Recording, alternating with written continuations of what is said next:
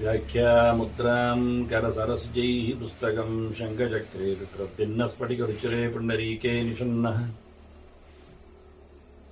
ಅಮ್ಲಾನಶ್ರೀರಮೃತವಿಶದೈರಂಶಭಿಪ್ಲಾವಯ ನಮಾವಿರ್ಭೂಯಾದನಗಮಹಿಮಾ ಮಾನಸೇ ವಾಗಧೀಶಃ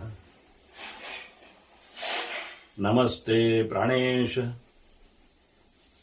ಪ್ರಣತ ವಿಭವಾಯ ಮಣಿಮಗಾಹ ನಮಃ ಸ್ವಾಮಿನ್ ರಾಮಪ್ರಿಯತಮ ನಮನ್ ಗುರುಗುಣ ನಮಸ್ತುಭ್ಯಂ ಭೀಮ ಪ್ರಬಲತಮ ಕೃಷ್ಣೇಷ್ಟ ಭಗವನ್ ನಮ ಶ್ರೀಮನ್ಮಧ್ವ ಪ್ರದೇಶ ಸುದೃಶನ್ನೋ ಜಯ ಜಯ ಶ್ರೀ ಗುರುಭ್ಯೋ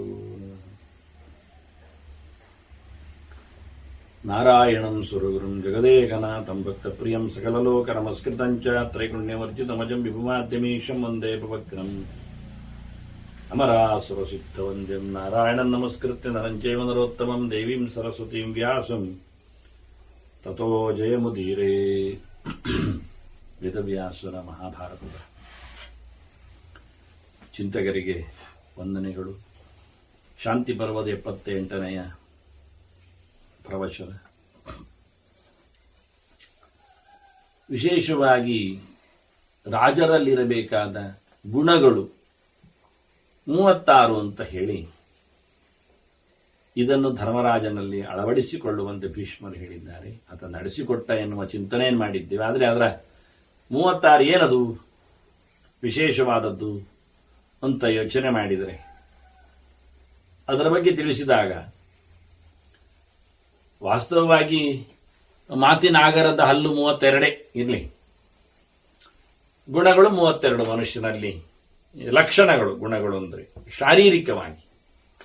ಇದು ಹಾಗಲ್ಲ, ಇದು ಅವನಲ್ಲಿ ಇರಬೇಕಾಗಿರತಕ್ಕಂಥ ಬೌದ್ಧಿಕ ಮಟ್ಟದಲ್ಲಿ ಅವನ ಆಚರಣೆಯ ನೆಲೆಯಲ್ಲಿ ಬರಬೇಕಾದ ಕಾರ್ಯವೈಖರಿಯಲ್ಲಿ ಕಂಡುಬರುವ ಚಿಂತನೆಗಳು ಅಂತ ಹೇಳಿ ಮೊದಲಿಗೆ ಪುರುಷಾರ್ಥಗಳ ಬಗ್ಗೆ ಮಾತಾಡ್ತಾ ಚರನ್ ಧರ್ಮಾನ್ ಅಕಟುಕಃ ಅಂತ ಹೇಳಿ, ಅಂದ್ರೆ ಕಟುಕ ಧರ್ಮ ಅಂದ್ರೆ ಪ್ರಾಣಿ ಬಲಿ ಕೊಡುವುದು ಅಂತ. ಪ್ರಾಣಿ ಬಲಿ ಇಲ್ಲದ ಯಜ್ಞ ಆಗಲಿ ಅಂತ ಚಿಂತನೆ. ಅಂದ್ರೆ ಅನೇಕ ಆಯಾಮಗಳಿದೆ ಹೇಳಿದ್ನಲ್ಲ ನಾನು. ಹಾಗೆ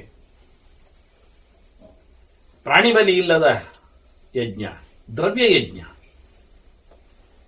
ಪ್ರಾಣಿ ಇಲ್ಲ, ದವಸ ಧಾನ್ಯಗಳು, ಸಮಿಧೆಗಳು, ಹಾಲು ತುಪ್ಪಗಳು, ಇವುಗಳಿಂದ. ಇದು ಒಂದು ಅರ್ಥ, ಈಗ ಅರ್ಥ ಮಾಡಲಿಕ್ಕೆ ಆಗುತ್ತೆ. ಮತ್ತು ದೇಹಕ್ಕೆ ಶ್ರಮ ಕೊಟ್ಟು ಧರ್ಮ ಮಾಡಲಿಕ್ಕೆ ಆಗುವುದಿಲ್ಲ. ಶರೀರ ಮಾಧ್ಯಮಗಳು ಧರ್ಮ ಸಾಧನ, ಅದು ಒಂದು. 10 ಜನರಿಗೆ ಉಪದ್ರ ಕೊಟ್ಟುಕೊಂಡು ನಿನ್ನ ಧರ್ಮವನ್ನು ಮೇಳೈಸಬೇಡ, ಅದು ಒಂದು ಅರ್ಥ. ಜನರನ್ನು ಹಿಂಸಿಸುವ, ಸಮಾಜವನ್ನು ಹಿಂಸಿಸುವ, ಶೋಷಣೆಗೊಳಿಸುವ, ಧನವನ್ನು ಹಿಂಸಿಸಿ ದ್ರವ್ಯವನ್ನು ಸಂಪಾದಿಸುವುದು, ಧನವನ್ನು ಅಂದರೆ ದನ, ಗೋವನ್ನು, ಆಗುವುದಿಲ್ಲ ಅಂತ. ಹಾಗಾಗಿ ಕರ್ಷಣ ಮಾಡಿಕೊಳ್ಳುವ ನೆಲೆಯಲ್ಲಿ ನೋಡಿಕೊಂಡ್ರು. ಹೀಗೆ ತುಂಬಾ ಅರ್ಥಗಳಿಂದ ಧರ್ಮ ಮಾಡು, ಏನನ್ನೂ ಹಿಂಸಿಸದೆ, ಯಾವ ಪ್ರಕಾರದಿಂದಲೂ ಮನಸ್ಸು, ಮಾತು, ಶಾರೀರಿಕವಾಗಿ ಮನೆ ಮಂದಿಯನ್ನು ದಂಡನೆಗೊಳಿಸಿ ಪೂಜೆ ಪುನಸ್ಕಾರಗಳ ನಡೆಸಿ ಏನು ಪ್ರಯೋಜನ? ಹೀಗಾಗಿ ಈ ಅರ್ಥ, ಅದರೊಟ್ಟಿಗೆ ಮುಂಚೆ ಸ್ನೇಹಂ ನನಾಸ್ತಿಕ ಅಂತ ಎಲ್ಲವನ್ನೂ ತೊರೆದು ಹೊರಡುವಂತೆ, ಎಲ್ಲರ ಸಂಘವನ್ನೂ ತೊರೆಯುವಂತೆ. ನದಿ ದಾಟಿದ ಬಳಿಕ ದೋಣಿ ಏಕೆ, ಅಂಬಿಗನಾಕೆ ಅಂತ ಹೇಳಿಕೊಂಡಾಗೆ ಮುಗಿದೋಯ್ತು, ಅದರ ಆಚೆಗಿಲ್ಲ. ಅದರಂತೆ ಬಹಳ ವಿಶೇಷವಾಗಿ ಅನುಶಂಸಹಾಚರ ಯದಾರ್ಥಂ ಅಂತ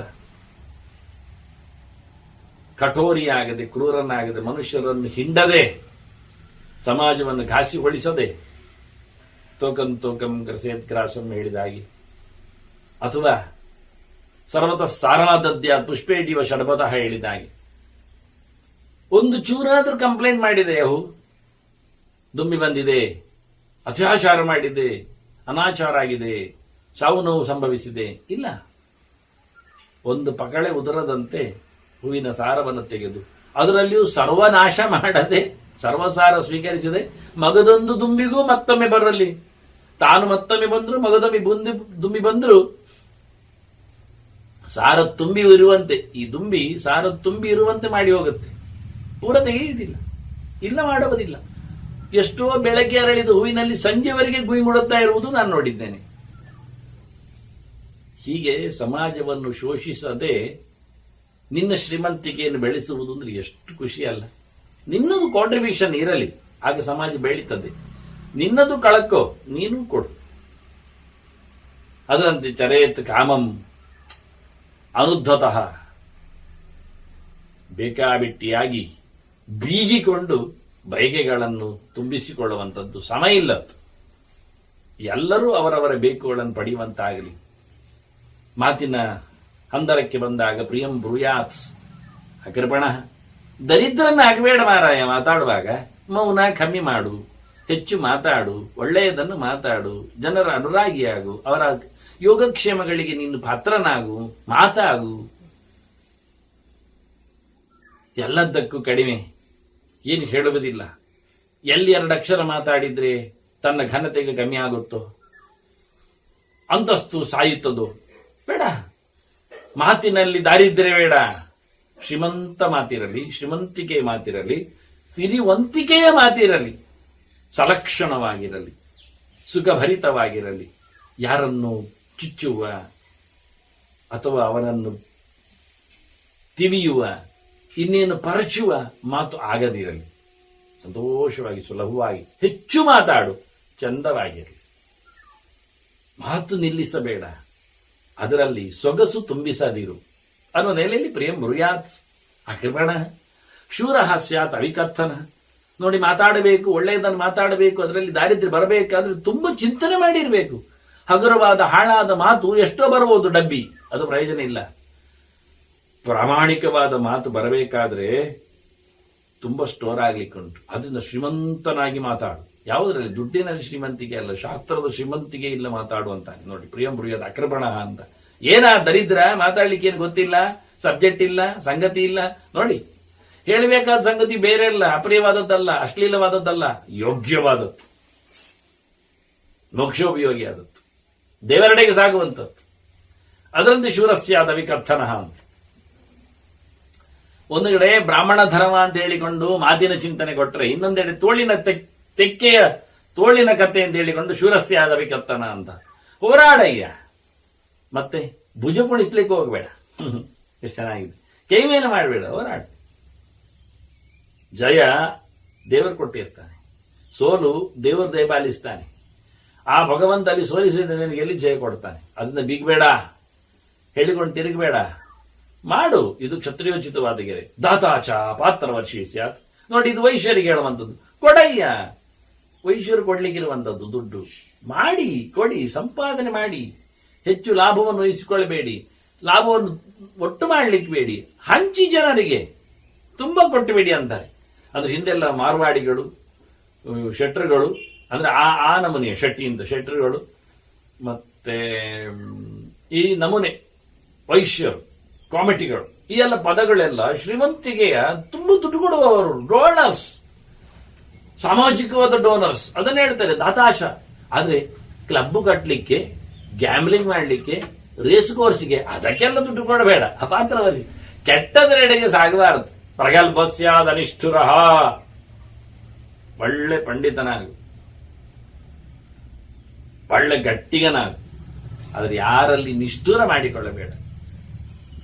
ಅವರನ್ನು ಕುಟ್ಟುವ, ಮೆಟ್ಟುವ ಮಾತು ಅಥವಾ ಕೃತಿ ನಿನ್ನದಾಗದಿರಲಿ ಅಂತ ಹೇಳಿಕೊಳ್ಳುವ ಮೂಲಕ ಇದನ್ನು ಕಳೆದ ಬಾರಿ ನೋಡಿಕೊಂಡಿದ್ದೇವೆ. ಹಾಗೆ ಮತ್ತು ಹೇಳ್ತಾರೆ, ಸಂದದೀತ ನಚಾನಾರ್ಯೈ. ಸೇರ್ಬೇಡಯ್ಯ, ಸೇರ್ಬೇಡ, ಒಟ್ಟಾಗಬೇಡ. ಎಲ್ಲಿಗೆ? ಕೆಟ್ಟವರ ಜೊತೆ. ಸಂದದೀತ ನಚ ಅನಾರ್ಯೈ. ಅನಾರ್ಯರು ಯಾರಿದ್ದಾರೆ? ಆರ್ಯರು ಅಂದ್ರೆ ರುಚಿಗಳು ಅಂತ ಅರ್ಥ, ನೇರ ನಡೆ ನುಡಿಯವರು ಅಂತ ಅರ್ಥ. ಯಾರು ಶಾಸ್ತ್ರಾಪೇತವಾದ ಕರ್ಮಗಳಲ್ಲಿ, ಅನಾಚಾರಗಳಲ್ಲೆಲ್ಲ ತೊಡಗಿರ್ತಾರೆ, ಅನಾರ್ಯರು ಯಾರಿದ್ದಾರೆ, ಪ್ರಾಮಾಣಿಕವಾದ ಬದುಕು ಯಾರಲ್ಲಿ ಇಲ್ಲ, ಕೆಟ್ಟವರು ಯಾರಿದ್ದಾರೆ, ಅವರ ಜೊತೆಯಲ್ಲಿ ಸೇರಬೇಡ, ಅವರ ಜೊತೆಯಲ್ಲಿ ಬರ್ಲಿಕ್ಕಿರಬೇಡ, ಅವರಲ್ಲಿ ಸಂಧಾನ ಮಾಡಿಕೊಳ್ಬೇಡ.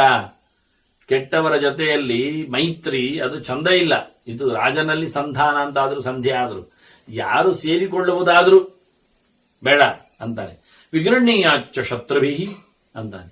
ಶತ್ರುಗಳಿಂದಲೂ ಸಂಪತ್ತನ್ನು ಸ್ವೀಕರಿಸಬೇಕು, ಎಳ್ಕೊಳ್ಬೇಕು, ಬಿಟ್ಕೊಡಬಾರದು ವಿಶೇಷವಾಗಿ. ಮತ್ತೆ ಶತ್ರುಗಳಿಂದ ದಾನ ಪಡಿಬಾರದು, ಭಿಕ್ಷೆ ಕೇಳಬಾರದು, ಅದು ಬಿಡ್ಬೇಕು. ಶತ್ರು ಪಾಳಯದಿಂದ ನೋಡಿ, ಶತ್ರುಗಳು ಎಳ್ಕೊಂಡೋಗಿ ಕಟ್ಟಿಯಾಗಿ ಬಂದಿಖಾನೆಯಲ್ಲಿ ನಿಲ್ಲಿಸಿ ಊಟ ಹಾಕ್ತಾರೆ, ತಿನ್ಬೇಡ ನೋಡಿ. ಸಂದದೀತ ನಚಾನಾರಿ ಅಲ್ಲಿಗೆ ಸಂಬಂಧಪಟ್ಟಂತೆ ಕೆಟ್ಟವರ ಜೊತೆಯಲ್ಲಿ ಸಂಧಾನ ಬೇಡ, ಹೋರಾಡಿ ಸೋತು ಹೆಡಮುರಿ ಕಟ್ಟಿ ಅವರು ಒಂದೊಮ್ಮೆ ಬಂದಿಖಾನೆಯಲ್ಲಿ ಹಾಕಿ ನಿನಗೆ ತಿನ್ಲಿಕ್ಕೆ ಎಸೆದ್ರೆ ತಿನ್ಬೇಡ, ತಗೋ ಪ್ರಾಣ ಭಿಕ್ಷೆ ಬದುಕು ಹೇಳಿದ್ರೆ ಬೇಡ. ಇದು ನಾನು ಧರ್ಮರಾಜನಿಗೆ ಮಾತ್ರ ಹೇಳಿಕೊಡುವ ಹಾಗೆ ಕ್ಷತ್ರಿಯೋಚಿತವಾದ ಸಂದೇಶ ಅಂತ ಅರ್ಥ ಮಾಡಿದರೆ, ಸಾಮಾಜಿಕ ಮಾಡಿದರೆ ಸಂದದೀತನ ಚಾನಾರಿ ಕೆಟ್ಟವರ ಜೊತೆ ಸೇರ್ಬೇಡ. ಮತ್ತೆ ನಿನಗೆ ಆಗದವರ ಜೊತೆ ಶತ್ರುಗಳಿದ್ದಾರೆ, ಅವರಿಂದ ಏನು ತಗೊಳ್ಬೇಡ, ಅವರ ಸಹಾಯ ಬೇಡ ನಿನಗೆ. ವಿಗ್ರಹಣೀಯ ಶತ್ರುಭಿ, ವಿಗ್ರಹಣೀಯಾಚ ಶತ್ರುಭಿ ಎರಡೂ ಅರ್ಥ ಬರುವಾಗಿ. ವಿಗ್ರಹಣೀಯಾಚ ತಗೊಳ್ಳಬಾರದು, ವಿರೋಧ ಪಡಿಬೇಡ, ನಗರಣ್ಯ ಅಂತ ಎನ್ನುವ ಅರ್ಥದಲ್ಲಿ. ಮತ್ತೆ ರಾಜನೇ ಹೇಳುವಾಗ ಶತ್ರುಗಳಿಂದಲೂ ಎಡೆಮುರಿ ಕಟ್ಟಿಸಿ ಸಂಪತ್ತನ್ನು ಕೊಳ್ಳೆ ಹೊಡೆಯುವಾಗಿರಬೇಕು ಅಂತ ಹೇಳಿಕೊಂಡ ಅರ್ಥ ಬರುವ ಹಾಗೆ. ಹಾಗೆ ಈ ಪದಗಳು ಕೆಲವೊಮ್ಮೆ ಯಾವ ಪಾಠ ಇತ್ತು, ಯಾವ ಅಕ್ಷರಗಳಿದ್ದು ಎನ್ನುವುದು ಅರ್ಥ ಆಗುವುದು ಕೆಲವೊಮ್ಮೆ ಕಷ್ಟ ಆಗುತ್ತೆ. ಅನೇಕ ಅರ್ಥಗಳ ಭಾರತಕ್ಕೆ ಇದು ಸೊಗಸು ಹೌದು. ನಾನಾಪ್ತೈಹಿ ಚಾರಯೇತ್ ಚಾರಂ, ಇದು ನಾನು ಹೇಳಿದೆ, ಈ ಗೆರೆಗಳು ಛತ್ರಿಯನ್ನು ಹೇಳಲ್ಪಟ್ಟಿದೆ ಅಂತ ಹೇಳಿ ಸಾಲು ಹೇಳುವಾಗಿ ಶುರು ಮಾಡಿದ್ದೇನೆ. ಅನಾಪ್ತೈಹಿ ನ ಚಾರಯೇತ್ ಚಾರಂ, ಗೂಢಚರ್ಯೆ ನಡೆಸಬೇಕಾದ್ರೂ ಆಶ, ಇನ್ನೊಬ್ಬರ ಸುದ್ದಿ ಏನು ಅಂತ ತಿಳ್ಕೊಳ್ಳಿಕ್ಕೆವ, ಊರಿನಲ್ಲಿಯೂ ಎಲ್ಲರ ಮೇಲೂ ಪರಿಚಾರಕರ ಮೇಲೂ ಉಂಟವನಿಗೆ. ಕಳೆದ ಬಾರಿ ಭೀಷ್ಮ ಹೇಳಿದ್ದನ್ನು ನಾವು ಕೇಳಿದ್ದೇವೆ, ಯಾರಲ್ಲೆಲ್ಲ ಚಾರರನ್ನು ಇಡಬೇಕು, ಪ್ರಣಿಧಿಯನ್ನು ಇಡಬೇಕು ಚೆನ್ನಾಗಿ ನೋಡ್ಲಿಕ್ಕೆ ಅಂತೇಳಿ. ಮಂತ್ರಿಗಳ ಮಹಲುಗಳಲ್ಲಿಯೂ, ರಾಣಿ ಆವಾಸಗಳಲ್ಲಿಯೂ, ಮಕ್ಕಳ ಚಿಂತನೆಯಲ್ಲಿಯೂ, ಪ್ರಜೆಗಳಂತೂ ಖಂಡಿತ, ಅಕ್ಕಪಕ್ಕ ದೇಶದವರ ಮೇಲಂತೂ ಸತ್ಯ, ಅಥವಾ ಶತ್ರು ರಾಜ್ಯದ ಮೇಲೆ ಪೂರ್ಣಿ. ಈ ಚಾರರನ್ನು ಯಾರನ್ನು ಇಟ್ಕೊಳ್ಬೇಕು ಅಂದ್ರೆ ನಿನಗೆ ಬೇಕಾದವರು, ಆಪ್ತರು, ನಿನಗಿಷ್ಟನಾದವರು. ನಿನ್ನ ವಿರೋಧಿಗಳು ಎಲ್ಲಿ ಚಾರ ಕೆಲಸ ಮಾಡ್ತಾರೆ ಅಂತವನ್ನಿಟ್ಟರೆ ನಿನಗೆ ಎಲ್ಲಿ ಉತ್ತರ ಸರಿ ಬರುತ್ತೆ. ಇದನ್ನು ಹೇಳಬೇಕಾಗತ್ತೆ ನೋಡಿ. ನಿನಗಾಗುವವರ ಜೊತೆಯಲ್ಲೇ ಚಾರಕರ್ಮವನ್ನು ಮಾಡಿಸು, ಗೂಢಚರ್ಯೆಯನ್ನು ನಡೆಸಿಕೊಡು. ಕುರಿಯಾತ್ ಕಾರ್ಯಂ ಅಪೀಡಯ, ಯಾರಿಗೂ ಹೆಚ್ಚು ಹಿಂಸೆ ಕೊಡದೆ ಕೆಲಸ ಆಗುವ ಹಾಗೆ ನೋಡಿಕೊ. ಕುರಿಯಾತ್ ಕಾರ್ಯಂ, ಕೆಲಸ ಆಗಲಿ. ಅಪೀಡೆ, ಪೀಡೆ ನೀಡದೆ, ತೊಂದರೆಗೊಳಿಸದೆ ಕೆಲಸವನ್ನು ನಡೆಸಬೇಕು. ನಿನ್ನದಾಗಲಿ ಯಾರದ್ದಾಗಲಿ. ಯಾರನ್ನಾದರೂ ಕೆಲಸ ಮಾಡಿಸುವಾಗ ಅವರನ್ನು ನಾವು ಪೀಡಿಸಿ ಕಾಡಿಸಿ ನಡೆಸಬಾರದು. ಅವರಿನ್ನು ಮಾಡುವುದಿಲ್ಲ ಅನ್ನೋ ಮಟ್ಟಿಗೆ ಬರಬಾರದು. ಅಂದರೆ ಪ್ರೀತಿಯಿಂದ ಕೆಲಸವನ್ನು ಮಾಡಿಸು, ಸಮಾಧಾನದಿಂದ ಕೆಲಸ ಆಗುವಂತೆ ನೋಡು. ಅವರ ಯೋಗ್ಯತೆಯನ್ನು ಅರಿತವರ ಮೇಲೆ ಕೆಲಸ. ಯಾಕೆಂದ್ರೆ ಭಾರವಾದದ್ದು ಕೊಡ್ಲಿಕ್ಕೆ ಬರುವುದಿಲ್ಲ. ದೇಶ ಕಾಲ ಪದವಿ ಪ್ರಾಯಶ್ಚಿತ್ತಗಳ ಬಗ್ಗೆ ಹೇಳುವಾಗ ಧರ್ಮಶಾಸ್ತ್ರಜ್ಞರು ಭಾರಿ ಜೋರಾಗಿ ಹೇಳುತ್ತಾರೆ, ಇದೇ ತಪ್ಪಿಗೆ ಇದೇ ಶಿಕ್ಷೆ, ಇದಿಲ್ಲ ವ್ಯವಸ್ಥೆ ಅಂತ ಹೇಳಿದ್ರು. ಧರ್ಮಶಾಸ್ತ್ರಗಳಲ್ಲಿ ವ್ಯವಸ್ಥೆ ಇಲ್ಲ. ಕದ್ದವನಿಗೇನು ಶಿಕ್ಷೆ ಸೀದೆ ಹೇಳಲಿಕ್ಕೆ ಬರುವುದಿಲ್ಲ ಹೇಳ್ತಾರವರು. ಯಾರು ಕದ್ದವನು ಅಂತ ಕೇಳುತ್ತೇವೆ, ಏನು ಕದ್ದದ್ದು ಕೇಳುತ್ತೇವೆ, ಯಾವಾಗ ಕದ್ದದ್ದು ಕೇಳ್ತೇವೆ, ಎಲ್ಲಿ ಕದ್ದದ್ದು ತಿಳಿಸ್ತೇವೆ. ಅವ ನನ್ನ ಮನೆ ಪಕ್ಕದಲ್ಲಿ ತಾಗಿರುವ ನನ್ನ ಗದ್ದೆಯ ನಡುವೆ ಇರತಕ್ಕಂತಹ ದಾರಿಯಲ್ಲಿ ಒಂದಿಷ್ಟು ಹುಲ್ಲು ಕದ್ದದ್ದು, ಕಳ್ಳ, ಶಿಕ್ಷೆ ಉಂಟು. ಮತ್ತೆ ಹೇಳ್ತಾನೆ, ಎಂತ ಮಾಡಿದ, ಅದು ತಗೊಂಡೋಗಿ ಒಂದು ದನಕ್ಕೆ ಹಾಕಿದ. ಯಾವ ದನಕ್ಕೆ? ಅದು ಯಾವುದು ಆಚೆ ಮೇಯ್ತಾ ಇತ್ತು ದನ, ಅದು ಅಲ್ಲಿ ಏನು ಇರಲಿಲ್ಲ, ಅದು ತಗೊಂಡೋಗಿ ಹಾಕಿದ. ಅವನದ್ದನ, ಅವನದ್ದಲ್ಲ, ನಿನ್ನ ದನ, ನನ್ನದಲ್ಲ. ಮತ್ತೆ ಯಾರದ್ದೋ ದನಕ್ಕೆ ಯಾರದ್ದೋ ಗದ್ದೆಯಲ್ಲಿದ್ದ ಒಂದಿಷ್ಟು ಹುಲ್ಲನ್ನು ತಗೊಂಡೋಗಿ ಹಾಕಿದ್ದಲ್ಲವ, ಅದು ಕದ್ದದ್ದು ಹೇಳೋದು. ಈಗ ದನಕ್ಕಾಗಿ ಪಡೆದದ್ದು ಸ್ವಂತ ಆಗಿದ್ರು, ತನ್ನ ಮನೆಯ ದನಕ್ಕಾಗಿ ಮಗದೊಬ್ಬನ ಅಂಗಳದಲ್ಲಿನ ಹಸಿರು ತೆಗೆದರು. ಅಂದ್ರೆ ಹುಲ್ಲು, ಹಸಿರು ಅಂದ್ರೆ ಗಿಡವನ್ನು ಕತ್ತರಿಸಿ ಹೂ ಬರುವುದು,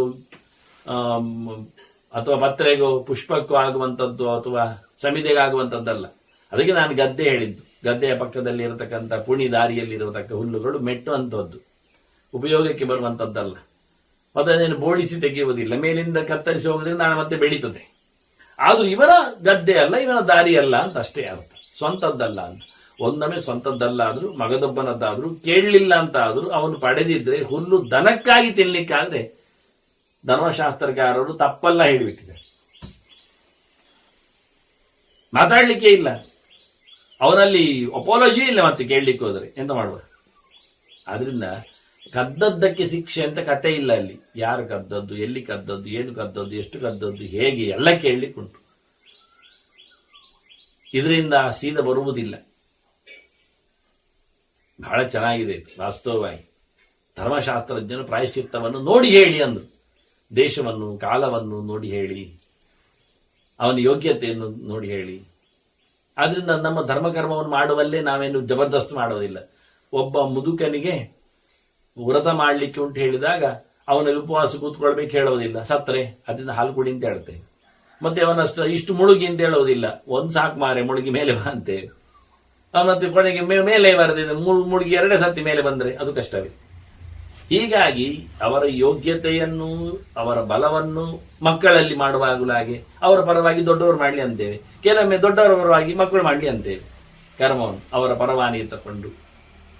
ಇದರಿಂದ ಪ್ರಾಯಶ್ಚಿತ್ತಗಳು ಹೇಗೆ ಹಿಂಸೆ ಯಾರಿಗೂ ಆಗದಂತೆ ಹೇಳಲ್ಪಟ್ಟಿವೆಯೋ, ಧರ್ಮವ್ರತ ಚಿಂತನೆಗಳೆಲ್ಲ ಹೇಗೆ ಅವರವರ ಯೋಗ್ಯತೆಯನ್ನು ಮೇಲೆ ನಿಂತಿವೆ, ಹಾಗೆ ನೀನು ಸಹ ಕೆಲಸ ಮಾಡು, ಯಾರಿಗೂ ಪಟ್ಟಣ ಆಗಬಾರದು. ಸ್ವಯಂ ನಿನಗೂ ಯಾವುದೋ ಒಂದು ಪೀಡಿಸಿಕೊಂಡು ಮಾಡಬಾರದು. ಒಂದಿಷ್ಟು ಪ್ರಾಣಿಗಳ ಹಿಂಸೆಯಿಂದ ಆಗಬಾರದು. ಯಜ್ಞಯಾಗ ಆಗಲಿಕ್ಕೆ, ನೆಲ ಸಮ ಮಾಡಲಿಕ್ಕೆ ಎಲ್ಲ ಉಂಟು. ಅಲ್ಲಿ ಕಲ್ಲುಗಳನ್ನೆಲ್ಲ ಎಳಿಲಿಕ್ಕೆ, ದನಗಳ ಕುತ್ತಿಗೆಗೆ ಗಟ್ಟಿ ಅವುಗಳ ಕುತ್ತಿಗೆ ಹರಿಯುವ ಹಾಗೆ ಅದೆಲ್ಲ ಬೇಡ ಬೇಡ. ನೀನು ಮಾಡಬೇಡ ಅಂತ ಯಜ್ಞ ಮಾಡಬೇಡ. ಅಲ್ಲ ಅಷ್ಟು ದೊಡ್ಡದಾಗಬೇಕು ಮಂಟಪ, ಬೇಡ ಮಾರಾಯ. ಸಣ್ಣ ಮಂಟಪದಲ್ಲಿ ಸಣ್ಣ ಯಜ್ಞ ಮಾಡು, ಪರವಾಗಿಲ್ಲ. 10 ದಿನ ಮಾಡು, 1 ದಿನ ಮಾಡುವುದನ್ನು ಅಷ್ಟೇ ಅಲ್ವ. ಹೀಗಾಗಿ ದನದಿಂದ ಅನ್ಯಾಯ ಉಪದ್ರವಗೊಳಿಸಿ ಅಪೀಡೆಯ ಕುರಿಯಾತ್ ಕಾರ್ಯ, ಧರ್ಮ ಕಾರ್ಯ ಆಗಲಿ, ಸಾಮಾಜಿಕ ಕಾರ್ಯ ಆಗಲಿ, ವೈಯಕ್ತಿಕ ಕಾರ್ಯ ಆಗಲಿ, ಯಾವುದೇ ರೀತಿಯ ಕೆಲಸಗಳಾದರೂ ಅದು ಹಿಂಸಾತ್ಮಕವಾಗಿ ಬರಬಾರದು, ಪೀಡೆಯಲ್ಲಿ ನಿಲ್ಲಬಾರದು. ಅರ್ಥಂ ಬ್ರೂಯಾತ್ ನಚ ಅಸತ್ಸು. ದುಡ್ಡಿನ ಸುದ್ದಿಯನ್ನು ಯಾರ ಹತ್ರ ಮಾತಾಡ್ಲಿಕ್ಕುಂಟು, ಕೆಟ್ಟವರ ಜೊತೆಯಲ್ಲಿ ಬೇಡ ಅಂದ. ಅರ್ಥಂ ಬ್ರೂಯಾತ್ ನಚ ಅಸತ್ಸು. ಕೆಟ್ಟವರ ವಿಷಯದಲ್ಲಿ, ಅವರ ಹತ್ತಿರದಲ್ಲಿ ನಿನ್ನ ಸಂಪತ್ತೆಷ್ಟು, ಸಂಪತ್ತಿ ವಿನಿಯೋಗ ಹೇಗೆ, ಅದರ ಮಾರ್ಗಕತೆ ಎನ್ನುವುದು ಎಷ್ಟಾಗ್ತದೆ, ಅದರದ್ದು ಲೆಕ್ಕಾಚಾರ ಎಲ್ಲ ಹೇಳಲಿಕ್ಕೆ ಹೋಗಬೇಡ. ನೀನು ಒಳ್ಳೆ ಮನುಷ್ಯ ಆಗ್ಬೋದು, ಸಂಪತ್ತು ಅದರ ಬಗ್ಗೆ ಬಿವಿಲ್ ಮಾಡುವಂಥದ್ದು ಬೇಡದಿದ್ದವರ ಹತ್ತಿರ ಬೇಡ. ಅಯೋಗ್ಯರ ಕೈಯಲ್ಲಿ ದುಡ್ಡಿನ ವಿಚಾರಣೆ ಇಲ್ಲ.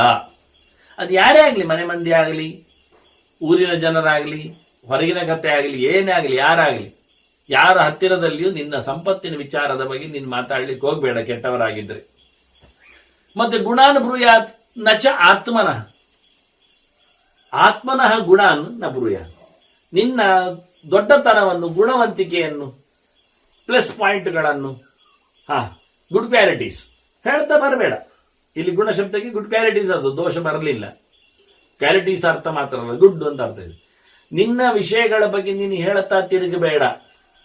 ನೀನೇನು ಅದು ನಿನಗೆ ಗೊತ್ತಿದ್ರೆ ಸಾಕು. ನೀನಾರು ನಿನಗೆ ಗೊತ್ತಿದ್ರೆ ಉಳಿದವರಿಗೆ ಬೇಡ. ನಿನ್ನಲ್ಲಿರತಕ್ಕಂಥ ಗುಣವಿಶೇಷಗಳನ್ನು ಬಿತ್ತರಿಸ್ತಾ ಬರಲಿಕ್ಕೆ, ಬ್ರಾಡ್ಕಾಸ್ಟ್ ಮಾಡಲಿಕ್ಕೆ ವ್ಯವಸ್ಥೆ ಇಲ್ಲ, ಹೇಳಬೇಡ. ಆದದ್ಯಾತ ನಚ ಸಾಧುಭ್ಯ. ಒಳ್ಳೆಯವರಿಂದ ಏನು ತಗೊಳ್ಳಿಕ್ಕೆ ಹೋಗ್ಬೇಡ ಹೆಚ್ಚು. ಇಲ್ಲಿ ಆದಾನ ಅಂದ್ರೆ ಟ್ಯಾಕ್ಸ್ ಅಂತ ಅರ್ಥ, ತೆರಿಗೆ ಅಂತ ಅರ್ಥ. ಅದನ್ನು ರಾಜನಿಗೆ ಸಂಬಂಧ ಪಡ್ತದೆ, ವ್ಯಾಪಾರಿಗಳಿಗೂ ಆಗ್ತದೆ. ಸಾಧು ಜನರಿಂದ, ಸಂತರಿಂದ, ಒಳ್ಳೆಯವರಿಂದ ಎಲ್ಲಿಯೂ ಸಹ ಟ್ಯಾಕ್ಸ್ ರೂಪದಲ್ಲಿ ಪಡಿಬೇಡ. ಕರ ಆದಾಯದ ನೆಲೆಯಲ್ಲಿ ಅಥವಾ ಏನೋ ಬಾಕಿ ಇದೆ ಅಂತ ಹೇಳಿಕೊಂಡು ಮಾಡಬೇಡ. ಅವರಿಗೆಲ್ಲ ಫೈನ್ ಹಾಕ್ಲಿಕ್ಕೆಲ್ಲ ಇಲ್ಲ. ಸಾಧುಗಳು, ಒಳ್ಳೆಯವರು, ಅವರ ವೃತ್ತದಿಂದಲೇ, ಅವರ ಚರಿತ್ರೆಯಿಂದಲೇ ಅವರು ಎತ್ತರದವರು. ಅಂಥವರಿಂದ ನೀನು ಯಾವುದೇ ರೀತಿಯಾದವರಿಗೆ ಫೈನ್ ಆಗಲಿ, ದುಡ್ಡಾಗಲಿ, ಅವರ ಸೊತ್ತಾಗಲಿ, ಸೊತ್ತನ್ನು ಮುಟ್ಟುಕೊಳ್ಳಾಗುವಾಗಿಲ್ಲ ಅವರದ್ದು. ಸಾಧು ಸಂತರ ಸುದ್ದಿ ಬರಬೇಡ, ಹೋಗಬೇಡ ಅಂತ. ಅವರ ಸಂಪತ್ತನ್ನು ಕೊಳ್ಳೆ ಹೊಡಿಲಿಕ್ಕೆ, ಮುಟ್ಟುಗೋಲಾಗ್ಲಿ, ಎಳ್ಕೊಳ್ಳಿಕ್ಕೆ, ಭಾಗವನ್ನು ಎಳಿಲಿಕ್ಕೆ ಬೇಡ. ಪುಣ್ಯ ಸಹ ನಾಸತ್ ಪುರುಷಮಾಶ್ರಯೇತ್. ಅಸತ್ ಪುರುಷ ನಾಶ್ರಯ. ಕೆಟ್ಟ ಜನರನ್ನು ಆಶ್ರಯಿಸಬೇಡ, ಅಲ್ಲಿ ಸೇರಬೇಡ ಆಗಿ ಹೇಳಿದ್ದು. ಕೆಟ್ಟ ಜನರಿಂದ ಜೊತೆಯಲ್ಲಿ ನನ್ನ ಅನಾರ್ಯೈಗಿ ಅಂತೇಳಿ ಇಲ್ಲಿ ಹೇಳ್ತಾನೆ. ನಿನಗೆ ಅಯೋಗ್ಯರ ಜೊತೆಯಲ್ಲಿ ಯಾಕೆ ನೀನು ಆಶ್ರಯ ಪಡೆದದ್ದು ಇರುವುದು? ಆಶ್ರಯ ಎಂದರೆ PG ಆಗುವುದಾಗಲಿ, ಊಟ ಆಗುವುದಾಗಲಿ, ಶೆಲ್ಟರ್ ಆಗಲಿ, ಲಾಡ್ಜ್ ಆಗಲಿ, ಸಹವಾಸ ಆಗಲಿ, ಎಂಥದಕ್ಕೆ ಆದರೆ ಕೆಟ್ಟವರನ್ನು ಸೇರಿಸಬೇಡ. ನಮಗೆ ಒಬ್ಬರೇ ಇರುವುದು ಹೆದರಿಕೆ ಆಗ್ತದೆ. ಅದಕ್ಕೆ ಒಬ್ಬ ರೌಡಿಯನ್ನು ಬರ್ಲಿಕ್ಕೆ ಹೇಳಿದ್ದೇನೆ, ಇವನಿಗೆ ಪೆಟ್ಟುಪುಡಿ ಮಾಡಲಿಕ್ಕೆ ಅಲ್ಲ, ಲೋಕದಲ್ಲಿ ಪ್ರಸಿದ್ಧನಾದವ. ಅವ ರೌಡಿ ಎಂದುಕೊಳ್ಳಿ, ಯಾಕೆ ಯಾರಾದ್ರೂ ಬಂದ್ರೆ, ಏನಾದ್ರೂ ಆದ್ರೆ ಹೊಡಿಕೊಳ್ಳಿಕ್ಕೆ ಇದ್ದಾನೆ ಅಂತ ಹೇಳಿಕೊಂಡು ಅವನಿಗೆ ನಾನು ಊಟ ಹಾಕಿ ಕೂತ್ಕೊಳ್ಳಿಕ್ಕೆ ಹೇಳಿದ್ದೇನೆ. ಇದು ತಪ್ಪು. ಅವನು ಕೆಟ್ಟವನಿದ್ದಾನೆ. ನಿನಗಾಗಿ ಯಾರಾದ್ರೂ ಹೊಡೆತದಲ್ಲಿ ಬಂದಾಗ ನಿನ್ನ ತಪ್ಪಿಸ್ಲಿಕ್ಕೋಸ್ಕರ ಪ್ರೊಟೆಕ್ಷನ್ಗೆ ನೀನು ಅವನನ್ನಿಟ್ರೆ, ಅವನ ಮೇಲಿನ ಗರ್ಜಿನವು ಬಂದೆ ನಿನ್ನ ಅಂಗಳದಲ್ಲಿ ಪೆಟ್ಟುಪುಡೆ ಮಾಡಿದ್ರೆ ಏನಾಗ್ತದೆ? ನಾಳೆ ನೀನು ಬರಬೇಕಾಗುತ್ತೆ, ನೀನು ಕೂತ್ಕೊಳ್ಬೇಕಾಗಿದೆ ಸುಮಾರು ಸಮಯ. ಕೊನೆಗೆ ನಿನಗಾಗಿ ಅವನು ಮಾಡಿದ್ದು ಅಂತ ಹೇಳ್ಬೋದು, ಹೇಳಿಕೊಟ್ಟಾನು. ಆದ್ರಿಂದ ಕೆಟ್ಟವ ಯಾವಾಗ ತಿರುಗ್ತಾನೆ ಗೊತ್ತಿಲ್ಲ ಕೆಟ್ಟದ್ದರಲ್ಲಿ. ಈ ಕರಡಿ ಕತೆ ಮನುಷ್ಯನ ಕತೆ ಇಲ್ವಾಗ ಕಾಡಿನಲ್ಲಿ ಕೂತಾಗ, ಕಾಡು ಏನೋ ಬಂದ ಮನುಷ್ಯ ಬೀದಿಗೆ ಹೋಗುವುದು ಕಷ್ಟ ಆಗುತ್ತೆ, ರಾತ್ರಿ ಕಳೀಲಿಕ್ಕೆ ಮರ ಹತ್ತಿದ ಅಂದಾಗ ಹುಲಿ ಓಡಿಸಿಕೊಂಡು ಬಂದದ್ದಕ್ಕೆ ಆ ಕರಡಿಯನ್ನು ಹುಲಿ ಓಡಿಸಿಕೊಂಡು ಬಂದಿತ್ತು, ಅದನ್ನು ಬಚಾವ್ ಮಾಡ್ಲಿಕ್ಕುಂಟು ಕರಡಿ, ಅದು ಹತ್ತಿಕೊಂಡಿದೆ. ಈಗ ಮನುಷ್ಯ ಹೇಳ್ತಾನೆ ಕರಡಿ ಹತ್ರ ಬರಬೇಡ, ಕರಡಿ ಹೇಳ್ತದೆ ಮನುಷ್ಯನಂತ ದುಡಿಬಿಡ್ತೇನೆ ಅಂತ. ಕೊನೆಗೆ ಇಬ್ರು ಫ್ರೆಂಡ್ ಆಗಿ ಕೂತ್ಕೊಳ್ತಾರೆ ರಾತ್ರಿ ಕಳಿ. ನಮಗಿಬ್ಬರಿಗೂ ಹೆದರಿಕೆ ಇರುವುದು ನನಗೆ ಹುಲಿಯಿಂದ, ನಾವಿಬ್ರು ಕೂತ್ಕೊಂಡ್ಬಿಡುವೆ ಇಲ್ಲಿ ಅಂತ. ಸರಿ, ಅದು ಏನು ಬಾರದಂತೆ ನಮ್ಮನ್ನು ಘಾಸಿಗೊಳಿಸಿ ನೀನು ಕಾಯ್ಬೇಕು, ಕಾಯ್ತೇನೆ. ಅರ್ಧ ನಿದ್ರೆ ಮಾಡಿಕೊಂಡು ಅರ್ಧರಾತ್ರಿವರೆಗೆ ಮನುಷ್ಯ ಕಾಯಲಿಕ್ಕೆ ಮತ್ತೆ ಅರ್ಧರಾತ್ರಿ ನಂತರದಲ್ಲಿ ಕರಡಿ ಕಾಯಲಿಕ್ಕೆ ಎಂದು ಒಪ್ಪಂದ ಆಗಿಬಿಟ್ರೆ, ಮೊದಲು ಮಲಗಿದ ಮನುಷ್ಯ ಅವನು ಬೇಗ ನಿದ್ದೆ ಬರುದಲ್ಲ. ಕಾಡು ಪ್ರಾಣಿಗಳು ಒಂದ್ಸತಿ ರೌಂಡ್ ಹೊಡೆದು ತಿಂದ ಆನಂತರ ಬಿದ್ದುಕೊಳ್ಳೋದು, ನಿದ್ದೆ ಬರೋದು. ಮತ್ತೆ ಅದು ಮನುಷ್ಯ ಮೊದಲು ಬಿದ್ದುಕೊಂಡ, ಮತ್ತೆ ಹೇಳುತ್ತೇನೆ ಅಂತ ಅವನು ಮತ್ತೆ ಹೇಳಿ ಅಭ್ಯಾಸ ಉಂಟು. ಕರಡಿ ಎಬ್ಬಿಸಿತು, ನನ್ನ ಪಾಳೆ ಆಯಿತು ಅಂತ. ಆದ್ರೆ ಅದರ ಮೊದಲಿಗೆ ಏನಾಯ್ತು ಕತೆ ಮತ್ತೆ ನೋಡುವ. ಇತ್ತ ಕರಡಿ ಮಲಗಿದೆ, ಮನುಷ್ಯ ಎಚ್ಚರಿದ್ದಾನೆ. ಹುಲಿ ಹೇಳ್ತದೆ ಮನುಷ್ಯನ ಹತ್ರ, ಏ ಮನುಷ್ಯ, ನನಗೆ ಊಟ ಎಂತ ಆಗ್ಬೇಕು, ನಿನ್ನನ್ನು ಬಿಟ್ಟು ಕೊಡ್ತೇನೆ, ನೀನು ಊರಿ ಹೋಗು, ಆ ಕರಡಿಯನ್ನು ಒಂದು ಕೆಳಗೆ ದೂಡಿ ಬಿಡು ಅಂತ. ಅದು ಮೊದಲು ಹೇಳ್ತದೆ, ನಾನು ಕರಡಿ ಹತ್ರ ಹೇಳಿದ್ದೇನೆ ನಿನ್ನನ್ನು ದೂಡ್ಲಿಕ್ಕೆ, ಅದು ದುಡ್ಲಿಲ್ಲ, ಅದಕ್ಕೆ ಮಂಡ ಸಮಯ ಇಲ್ಲ, ನೀನು ದೂಡಿ ಬಿಡು. ನೋಡಿ, ಕರಡಿ ಪಾಪ ಮಲಗಿದೆ, ದೂಡ್ಲಿಲ್ಲ ಮನುಷ್ಯನನ್ನು. ಹುಲಿ ಕೇಳಿದ್ರೆ ಅದರದ್ದೇ ಜಾತಿ, ಕರಡಿ ಜಾತಿ ಹುಲಿಯೇ, ಆದ್ರೂ ಒಪ್ಪಲಿಲ್ಲ. ಮನುಷ್ಯ ನೋಡಿ ಆಯ್ತು ಹೇಳಿ ದೂಡಿದ್ದಾನೆ. ಆದ್ರೆ ಕರಡಿ ಬೀಳಲಿಲ್ಲ, ಟೊಂಗೆಯನ್ನು ಗಟ್ಟಿ ಇಟ್ಕೊಂಡು. ನನಗೆ ಗೊತ್ತು ಹೇಳಿತದು, ನನಗೆ ಅಭ್ಯಾಸ ಉಂಟು ಇಂದ ಮನುಷ್ಯರ ಜೊತೆಯಲ್ಲಿದ್ದೆ ಅಲ್ಲ, ನನಗೇನು ನಾನೇನು ಹುಲಿ ಬಾಯಿಗೆ ಹೋಗುದಿಲ್ಲ. ನಿನ್ ಕಥೆ ಏನು ಅರ್ಥ ಆಯ್ತು ಅಂತ. ನಿನ್ನಂತ ಕೆಟ್ಟ ಜನರ ಜೊತೆಯಲ್ಲಿ ನಾವು ಇರಬಾರದು ಅಂತ ಹೇಳಿ ಅದನ್ನು ಕೊನೆಗೆ ಇಬ್ಬರು ಸೇರಿ ದೂಡಿಕೊಂಡು ತಿಂದು ಹಾಕಿದಾಗಿ ಮಾಡಿಬಿಟ್ಟಿದ್ದಾರೆ. ಅದನ್ನ ಹೇಳ್ತಾರೆ, ಮೊದಲು ಅಸತ್ತು ಜನರ ಆಶ್ರಯ ಪಡಿಬೇಡ, ಸಮಾಶ್ರಯಕ್ಕೆ ಹೋಗಬೇಡ. ಅವನಿಗೆ ವಿಶ್ವಾಸಿ ಪಾತ್ರಧಾರಿ ಇರ್ಲಿಕ್ಕೆ ಬಿಡುತ್ತಾನೆ, ಮನೆ ಕೊಡುತ್ತಾನೆ, ಎಂಥದ್ದು ಬೇಡ. ಕೆಟ್ಟವ ಅಂತ ಗೊತ್ತಾಯ್ತಾ ಅವನ ಸಹವಾಸ ಅಲ್ಲ, ಅವನಿಗೆ ಯಾವುದೇ ರೀತಿಯಾದ ಉಪಕಾರಕ್ಕೂ ನೀನು ಬೇಡಬೇಡ. ಅವನ ಆಶ್ರಯ ಮಾಡಿದ್ರೆ ಅದರಿಂದ ಆದ ಎಂಥದ್ದು ಲಾಭ ಇದ್ರೆ ಅದು ಅವನಿಗೆ ಹೋಗ್ತದೆ. ಅಷ್ಟೇ ಅಲ್ಲ, ಜನ ಹಾಗೆ ಹೇಳಿಕೊಳ್ತಾರೆ, ಅವನ ಬೆನಿಫಿಟ್ ತಗೊಳ್ತಾನೆ. ಕೆಟ್ಟವ, ಅದರಿಂದ ಕೆಟ್ಟವರ ಮನೆಯಲ್ಲಿ ಬದುಕುವುದೇ ಕಷ್ಟ. ಅವರು ದೊರೆಗಳಾಗಿ ಸ್ವಾಮಿಗಳಾಗಿ ನಿಂತರೆ, ಅಂದ್ರೆ ಯೋಗ್ಯರಾಗಿ ಪಾಲಕರಾಗಿ ಬಂದರೆ ಹಾಳಾಗಿ ಹೋಗ್ತದೆ. ಕೆಟ್ಟ ಮಾತು ಕೇಳಬೇಕಾಗತ್ತೆ, ಕೆಟ್ಟ ಶಾಸ್ತ್ರವನ್ನು ಅನುಭವಿಸಬೇಕಾಗತ್ತೆ, ಕೆಟ್ಟ ಪ್ರಾಮಾಣಿಕವಾದ ಬದುಕಿಲ್ಲದೆ ಕೆಟ್ಟ ಬದುಕನ್ನು ನಡೆಸಬೇಕಾಗತ್ತೆ. ಅದರಿಂದ ಕೆಟ್ಟವರ ಇನ್ಫ್ಲುಯೆನ್ಸ್, ಪ್ರಭಾವ ಹೆಚ್ಚು ಬೀಳ್ತದೆ. ಬೇಡ. ನಾ ಅಪರೀಕ್ಷೆಯ ನಯ ದಂಡ, ಇದು ರಾಜನಿಗೆ ಅಲ್ವಾ. ದಂಡನೆಯನ್ನು, ಶಿಕ್ಷೆಯನ್ನು ಕೊಡಬೇಕಾದ್ರೆ ಚೆನ್ನಾಗಿ ಪರೀಕ್ಷೆ ಮಾಡಿ ಕೇಳಿ, ಹೌದಾ ಅಂತ ನೋಡು. ಒಬ್ಬನಲ್ಲಿ ಕೇಳುವುದಲ್ಲ, ಒಂದು ದಿನ ಕೇಳುವುದಲ್ಲ, ಅನೇಕರನ್ನು ಸಾಕ್ಷಿ ವಿಚಾರಿಸಿಕೊಂಡು ಚೆನ್ನಾಗಿ ಪರೀಕ್ಷೆ ಮಾಡಿ ಅತ್ತ ಇತ್ತ ತಪ್ಪಿಸ್ಲಿಕ್ಕೆ ಏನು ನೋಡಿಕೊಳ್ಳುವುದಲ್ಲ, ತಪ್ಪು ಹೇಗೆ ಎನ್ನುವುದನ್ನು ಸರಿ ಮಾಡಿಕೊಂಡು ನೋಡ್ಲಿಕ್ಕೆ ಹೇಳುವುದು ಪರೀಕ್ಷೆ ಅಂತ. ಇವತ್ತು ನಿರೀಕ್ಷೆ, ದಂಡ ಎಲ್ಲಿ ತಪ್ಪಿಸಬಹುದು ಅಂತ ನಿರೀಕ್ಷೆ ಮಾಡ್ತಾರೆ. ಯಾವ ಕಾನೂನಿನಲ್ಲಿ ಇವನನ್ನು ತಪ್ಪಿಸ್ಲಿಕ್ಕೆ ಬರ್ತದೆ, ಎಷ್ಟು ಸಮಯದ ನಂತರ ಏನಾದ್ರೂ ಆಗ್ಲಿಕ್ಕೆ ಆಗ್ತದೆ ಅಂತ. ಅದು ಬೇಡ ಅಂತ ಚೆನ್ನಾಗಿ ಪರೀಕ್ಷಿಸದೆ, ಸಾಕ್ಷಿ ವಿಚಾರಣೆ ಮಾಡದೆ, ತಿಳಿದುಕೊಳ್ಳದೆ ಯಾರ ಮೇಲೂ ದಂಡ ಪ್ರಯೋಗ ಮಾಡಬೇಡ.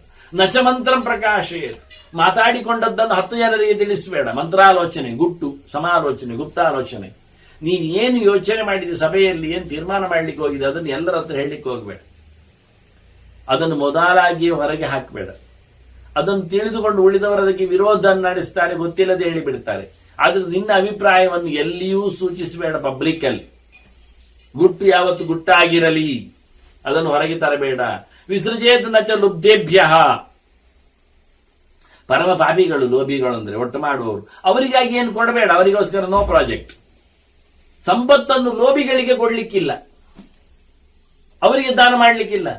ಸಾಯಲಿ, ತೊಂದರೆ ಇಲ್ಲ. ನೋಡಿ, ಮೊದಲೇ ಕಬಳಿಸಿದವರು ಕೌರವರು, ಪಾಂಡವರು ಪಾಪ ಸಾಧುಗಳು. ಮತ್ತು ಇನ್ನಷ್ಟು ಅವ್ರು ಕೇಳಿದ್ದಕ್ಕೆ, ಇಲ್ಲಪ್ಪ ನಮ್ಮದು ಕೊಡಿ ಅಂದ್ರೆ, ಬೇಡಪ್ಪ ಸಾಯಲಿ, ನೀನು ಸಾಯ, ನಮಗೊಂದು 5 ರಾಜ್ಯ ಆದ್ರೂ ಕೊಡಿ, 5 ಜಾಗ, ಮಾಕಂದಿ, ವಾರಣಾವತ, ಇಂಥದ್ದೊಂದು 5 ಕೊಟ್ಟರೆ ಸಾಕು. ಅದೆಲ್ಲ ಮಾಡಬೇಡ. ಲುಬ್ಧರಿಗೆ ತಿನ್ಲಿಕ್ಕೆ ಬಿಡಬೇಡ, ಲೋಭಿಗಳಿಗೆ ಸಂಪತ್ತನ್ನು ವಿಸರ್ಜನೆ ಮಾಡಬೇಡ, ಇಡಬೇಡ ಅಂತಾನೆ. ಮತ್ತೆ ವಿಶ್ವಸೇತುನ ಅಪಕಾರಿಷು, ಅನ್ಯಾಯ ಮಾಡಿದವರು, ಅಪಕಾರ ಮಾಡಿದವರಲ್ಲಿ ವಿಶ್ವಾಸ ಇರಬೇಡ. ಯಾಕೆಂದ್ರೆ ಅವರು ಯಾವತ್ತೂ ನಿನಗಿನ್ನೊಮ್ಮೆ ಅಪಕಾರ ಮಾಡು. ಈ ಪೂಜನೀ ಕಥೆ ಹೇಳ್ತಾರಲ್ಲ, ಇದೆಲ್ಲ ಬರ್ತದೆ ಸುಮಾರಿದೆ ಕಥೆಗಳೆಲ್ಲ ಭೀಷ್ಮರ ಮಾತುಗಳಲ್ಲಿ. ಒಂದ್ಸರ್ತಿ ಅನ್ಯಾಯ ಆಯ್ತಾ ಮತ್ತೆ ನಂಬಬೇಡ, ನಂಬಲಿಕ್ಕೆ ಬರುವುದಿಲ್ಲ. ನಂಬಿಕೊಳ್ಳುವ ಕಥೆಯೇ ಅಲ್ಲ. ಅದನ್ನ ಅಪಕಾರ ವಿಷಯದಲ್ಲಿ ವಿರೋಧ ಮಾಡಿದವರಲ್ಲಿ ವಿಶ್ವಾಸ ಎನ್ನುವುದನ್ನು ಅಷ್ಟಕ್ಕಷ್ಟೆ. ಅನೀರ್ಷು ಗುಪ್ತದಾರಸ್ಯಾತ್, ಯಾರ ಮೇಲೂ ಹೆಚ್ಚಿನ ಈರ್ಷೆ, ಹೊಟ್ಟೆಕಿಚ್ಚು, ಅಸೂಯೆ ಎಲ್ಲ ಪಡಬೇಡ. ನಿನ್ನ ಗಮ್ಮತ್ತನ್ನು ನಿನ್ನ ಹೆಂಡತಿಯಲ್ಲಿ ಮಾಡಿಕೊ, ಮುಗೀತು. ಅದು ಗುಟ್ಟಾಗಿರಲಿ. ಅದನ್ನೆಲ್ಲ ಹೇಳಿಕೊಂಡು ತಿರುಗಿ ನಿನ್ನದೇಗು ನಿನ್ನವರದ್ದೇ ಹಾಗುಂಟು, ಅವರದ್ದು ಹೀಗಿದ್ದಾರೆ ಅಂತ ಮತ್ಸರ ಪಟ್ಟುಕೊಂಡು ಹೊಟ್ಟೆಗಿಚ್ಚುಕೊಂಡು ನೋಡಿ ಗಾಂಧಾರಿ ಏನ್ ಮಾಡಿದ್ಲು. ಕುಂತಿ ಹೆತ್ತಲು ಗೊತ್ತಾಗಿ ಹೊಟ್ಟೆಯನ್ನು ಹಿಜಿಕಿಕೊಂಡು ಏನಾಗ್ಲಿ ಒಂದು 100 ಆಯ್ತಲ್ಲ ಅಂತ ನೀವು ಕೇಳಬಹುದು. ಎಲ್ಲ 100 ಒಂದು ಸಮ ಇಲ್ಲದ್ದಾಯ್ತಲ್ಲ, ಮತ್ತೆ 100ಕ್ಕೆ 100 ಹಾಳಾಯ್ತಲ್ಲ, 100% ಹಾಳಾಗಿ ಹೋಯ್ತಲ್ಲ. ಹಾಗಾಗಿ ಈರ್ಷ್ಯೆ ಪಡಬೇಡ. ಈರ್ಷ್ಯೆ ಪಡದೆ ನಿನ್ನ ಅವರವರ ಹೆಂಡತಿಯಲ್ಲಿ ಅವರವರ ಸಂಪತ್ತಿನಲ್ಲಿ ಸಂತೋಷ ಪಡುವಂತಿರಲಿ. ಮತ್ತೆ ಚೋಕ್ಷಃ ಸ್ಯಾತ್ ಅಗ್ರಣೀ ನೃಪ, ದಕ್ಷನಾಗು, ಒಳ್ಳೆ ರಾಜನಾಗು. ಆದ್ರೆ ಪೂರಾ ಕರುಣಾಮಯಿ ಅಂತ ಆಗ್ಲಿಕ್ಕೆ ಹೋಗ್ಬೇಡ. ಗೃಣಿ ಅಂದ್ರೆ ಒಳ್ಳೆ ಶಾಂತಿಯೆಲ್ಲ ಇದ್ದಾಗೆ, ಅದು ಪ್ರಯೋಜನ ಆಗಲಿಲ್ಲ. ಗಟ್ಸ್ ಇರಬೇಕು, ಗಟ್ಟಿಗನಿರಬೇಕು, ದಕ್ಷನಿರಬೇಕು, ಜೋರು ಇರಬೇಕು. ಎಲ್ಲದಕ್ಕೂ ಸಹ ಗೃಣಾಮಾನ್ ಆಗಿಬಿಟ್ರೆ ಪಾಪ ಅಯ್ಯೋ ಅಂತ ಹೇಳಿ ಬಿಟ್ರೆ ಬೇಡ. ಕೃಪಾಳು ಆಗಬಾರದು. ಹೆಚ್ಚು ಕೃಪಾಂಕಗಳಿಂದಲೇ ಇವತ್ತು ಬದುಕುವುದಲ್ಲ. ಅವರು ಸಹಜತೆಯನ್ನು ಮೇರಲಿ. ರಾಜನ ಉದಾರತೆಯಲ್ಲಿಯೇ ಕಳ್ಳರು ಮೇರಿಬಾರದು. ಹಾಗಿರುವೆ. ಅದನ್ನ ಒಳ್ಳೆ ಗಟ್ಟಿಗನಾಗಿರ್ಲಿ ನೀನು. ಸ್ತ್ರೀಯ ಸೇವೇತ ನಾತ್ಯರ್ಥಂ, ರಾಜಾನೋ ಬಹುವಲ್ಲಭ ಇದೆ ಅಂತ ಹೇಳಿಕೊಂಡು ಯಾವತ್ತು ಅಂತಃಪುರದಲ್ಲಿ ಸುಖವನ್ನು ಅನುಭವಿಸ್ತಾ ಇರಬೇಡ. ಅಲ್ಲಿಯೇ ಕೊಳ್ಳೆ ಹೊಡಿತಾರೆ, ಅದೇ ಹಾಳಾಗಬಹುದು. ನಮ್ಮ ಕಥೆಯೇ ಆಗಿ ಉಂಟಲ್ಲ. ವಿಚಿತ್ರವೀರ್ಯ ಇದ್ದಾನೆ, ಚಿತ್ರಾಂಗದವಿದ್ದಾನೆ. ಚಿತ್ರಾಂಗದಂತೂ ಹೆಸರಲ್ಲಿ ಸತ್ತ, ವಿಚಿತ್ರವೀರ್ಯ ಆರಾಮದಲ್ಲಿ ಸತ್ತ. ಹೀಗೆ ಇಬ್ಬರು ಹೆಂಡತಿಯರಿದ್ರು, ಅಂಬಿಕೆ ಅಂಬಾಲಿಕೆ. ಹಾಗಾಗಿ ಖಾಲಿ ಸ್ತ್ರೀಯರನ್ನೇ ಭೋಗಿಸುತ್ತಾ ಬದುಕನ್ನು ಮಾಡಲಿಕ್ಕೆ ಬರುವುದಿಲ್ಲ. ಹೆಚ್ಚಿನ ಮಟ್ಟಿನ ಭೋಗಕ್ಕಾಗಿ ನಿನ್ನ ದೇಹವನ್ನು ಬಿಟ್ಟುಕೊಡಬೇಡ. ಅದರಿಂದ ಹೆಣ್ಣುಗಳು ಸಂಭ್ರಮಿಸಬಹುದು, ಆದರೆ ಮನುಷ್ಯ ಅವನು ನಿರ್ವೀರ್ಯನಾಗ್ತಾನೆ. ಆಗಬಾರದು ಅಂತ ಹೇಳ್ತಾನೆ. ಮೃಷ್ಟಂಬುಂಜೀತನ ಐದಂ, ಉಣ್ಣು, ಚೆನ್ನಾಗಿ ಉಣ್ಣು, ಬೇಕಾದಷ್ಟು ಉಣ್ಣು, ವೈಭವದಲ್ಲಿ ಊಟ ಮಾಡು. ಆದರೆ ಅದು ಹಿತ ಆಗಬೇಕು. ಆ ಸೊತ್ತು ಹಿತ ಆಗಿರಬೇಕು. ನಿನ್ನ ದೇಹಕ್ಕೆ ಹಿತ ಆಗಬೇಕು, ಮನಸ್ಸಿಗೆ ಹಿತ ಆಗಬೇಕು, ಮಾತಿಗೆ ಹಿತ ಆಗಬೇಕು. ಅನ್ನವಶಿತಂ ತ್ರೇಧಾ ವಿದ್ಯೀಯತೆ ಅಂತ ಅಹಿತಂ ನ ಬುಂಜೀತ. ಹಾಳಾದ್ದು ತಿನ್ನಬೇಡ. ದೇಹಕ್ಕೆ ಹಿತ ಇಲ್ಲ. ನಾಲಿಗೆ ರುಚಿಗೆ ತಿಂದ, ನಾಲಿಗೆ ಖುಷಿ ಆಗುವುದಿಲ್ಲ. ಕಣ್ಣ ಗೌಜಿಗೆ ತಿಂದ, ಕಣ್ಣಿಗೂ ಹೆಸೆ ಕಾಣುತ್ತೆ. ಮಾತಿಗೋಸ್ಕರ, ಯಾರದ್ದು ಮಾತಿಗೆ ಪ್ರೀತಿಗೋಸ್ಕರ ತಿಂದ. ಅವ ಯಾರೋ ಕುಡಿತಾ ಇದ್ದಾನೆ, ಇವನು ಕುಡಿ. ವಾಸನೆ ಬರುತ್ತೆ ಕುಡಿಯುವಾಗ, ಕಣ್ಣು ಮುಚ್ಚಿಕೊಳ್ಳುತ್ತಾನೆ, ಹೊಟ್ಟೆ ತೊಳಸ್ತಾ ಇರ್ತದೆ.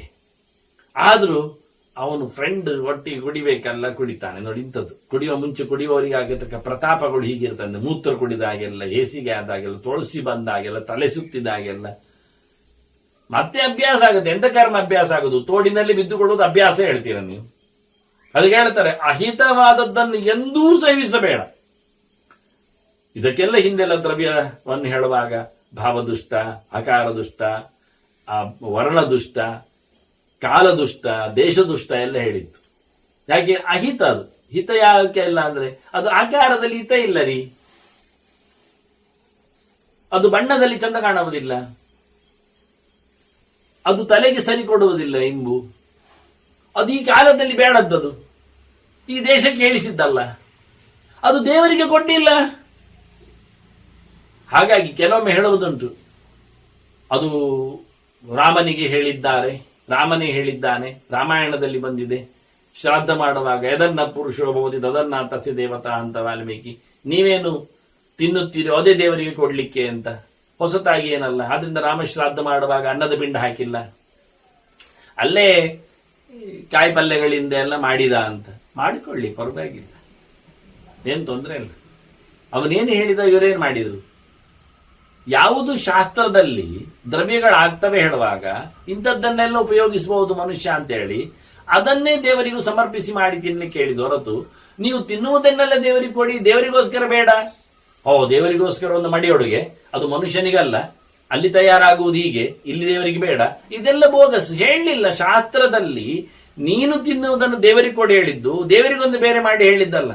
ಮಡಿ ಬಿಡು ಅಂತ ಹೇಳಲಿಕ್ಕೆ ಹೋಗಲಿಲ್ಲ. ದೇವರಿಗೆ ಆಗುವ ರೀಸೈಕಲ್ ವಾಟರ್ ಅಲ್ಲಿ ಬೇಡ ಮಾರಾಯರೆ ಪಾನಕ ಮಾಡುವುದು, ಮತ್ತೆ ಮನುಷ್ಯರಿಗೆ ಆಗ್ತದೆ ಹೇಳಿದ್ರೆ ನಡೀತದ? ಒಳ್ಳೇದ? ಹಾಗೆ ಸಂಗತಿಯಲ್ಲ. ಶಾಸ್ತ್ರದಲ್ಲಿ ಹೇಳಿದ್ದು ಎಲ್ಲರಿಗೂ ಒಂದೇ ಬಗೆ. ನಫಲಾಂಡು ಭಕ್ಷಯೀತ ಅಂತ ಹೇಳಿದ್ದು ದೇವರಿಗಲ್ಲ, ನಮಗೆ. ತಿನ್ನಬೇಡಿ ನೀವು ಅಂತ ಹೇಳಿದ್ದು ನಮಗೆ. ನಸುರಾಂ ಪಿಬೇತ್ ಯಾರಿಗೆ ಹೇಳಿದ್ದು? ನಿಮ್ಮ ಪ್ರಕಾರದಲ್ಲಿ ಏನಾಯ್ತು ಅಂದ್ರೆ ಅದು ನೀವು ಏನು ಕುಡಿತೀರೋ ಅದನ್ನು ದೇವರಿಗೆ ಕೊಡಬಹುದು. ಅದು ನಾವು ಕಳ್ಳು ಕುಡಿತೇವೆ, ದೇವರಿಗೆ ಕೊಡುವ. ಅವ್ರು ಹೇಳಿದ್ದಾರೆ ಇದನ್ನ ಪುರುಷೋಭವತಿಯಿಂದ ತಿನ್ನುವುದು ಕುಡಿಯುವುದು ಏನ್ ನೀವು ಅದು ದೇವರಿಗೆ ಆಗತ್ತೆ. ದೇವರಿಗೊಂದು ಪಾನಕ, ನಮಗೊಂದು ಕಳ್ಳು. ನಿಮಗೊಂದು ಕಳ್ಳೇ ಇಲ್ಲ.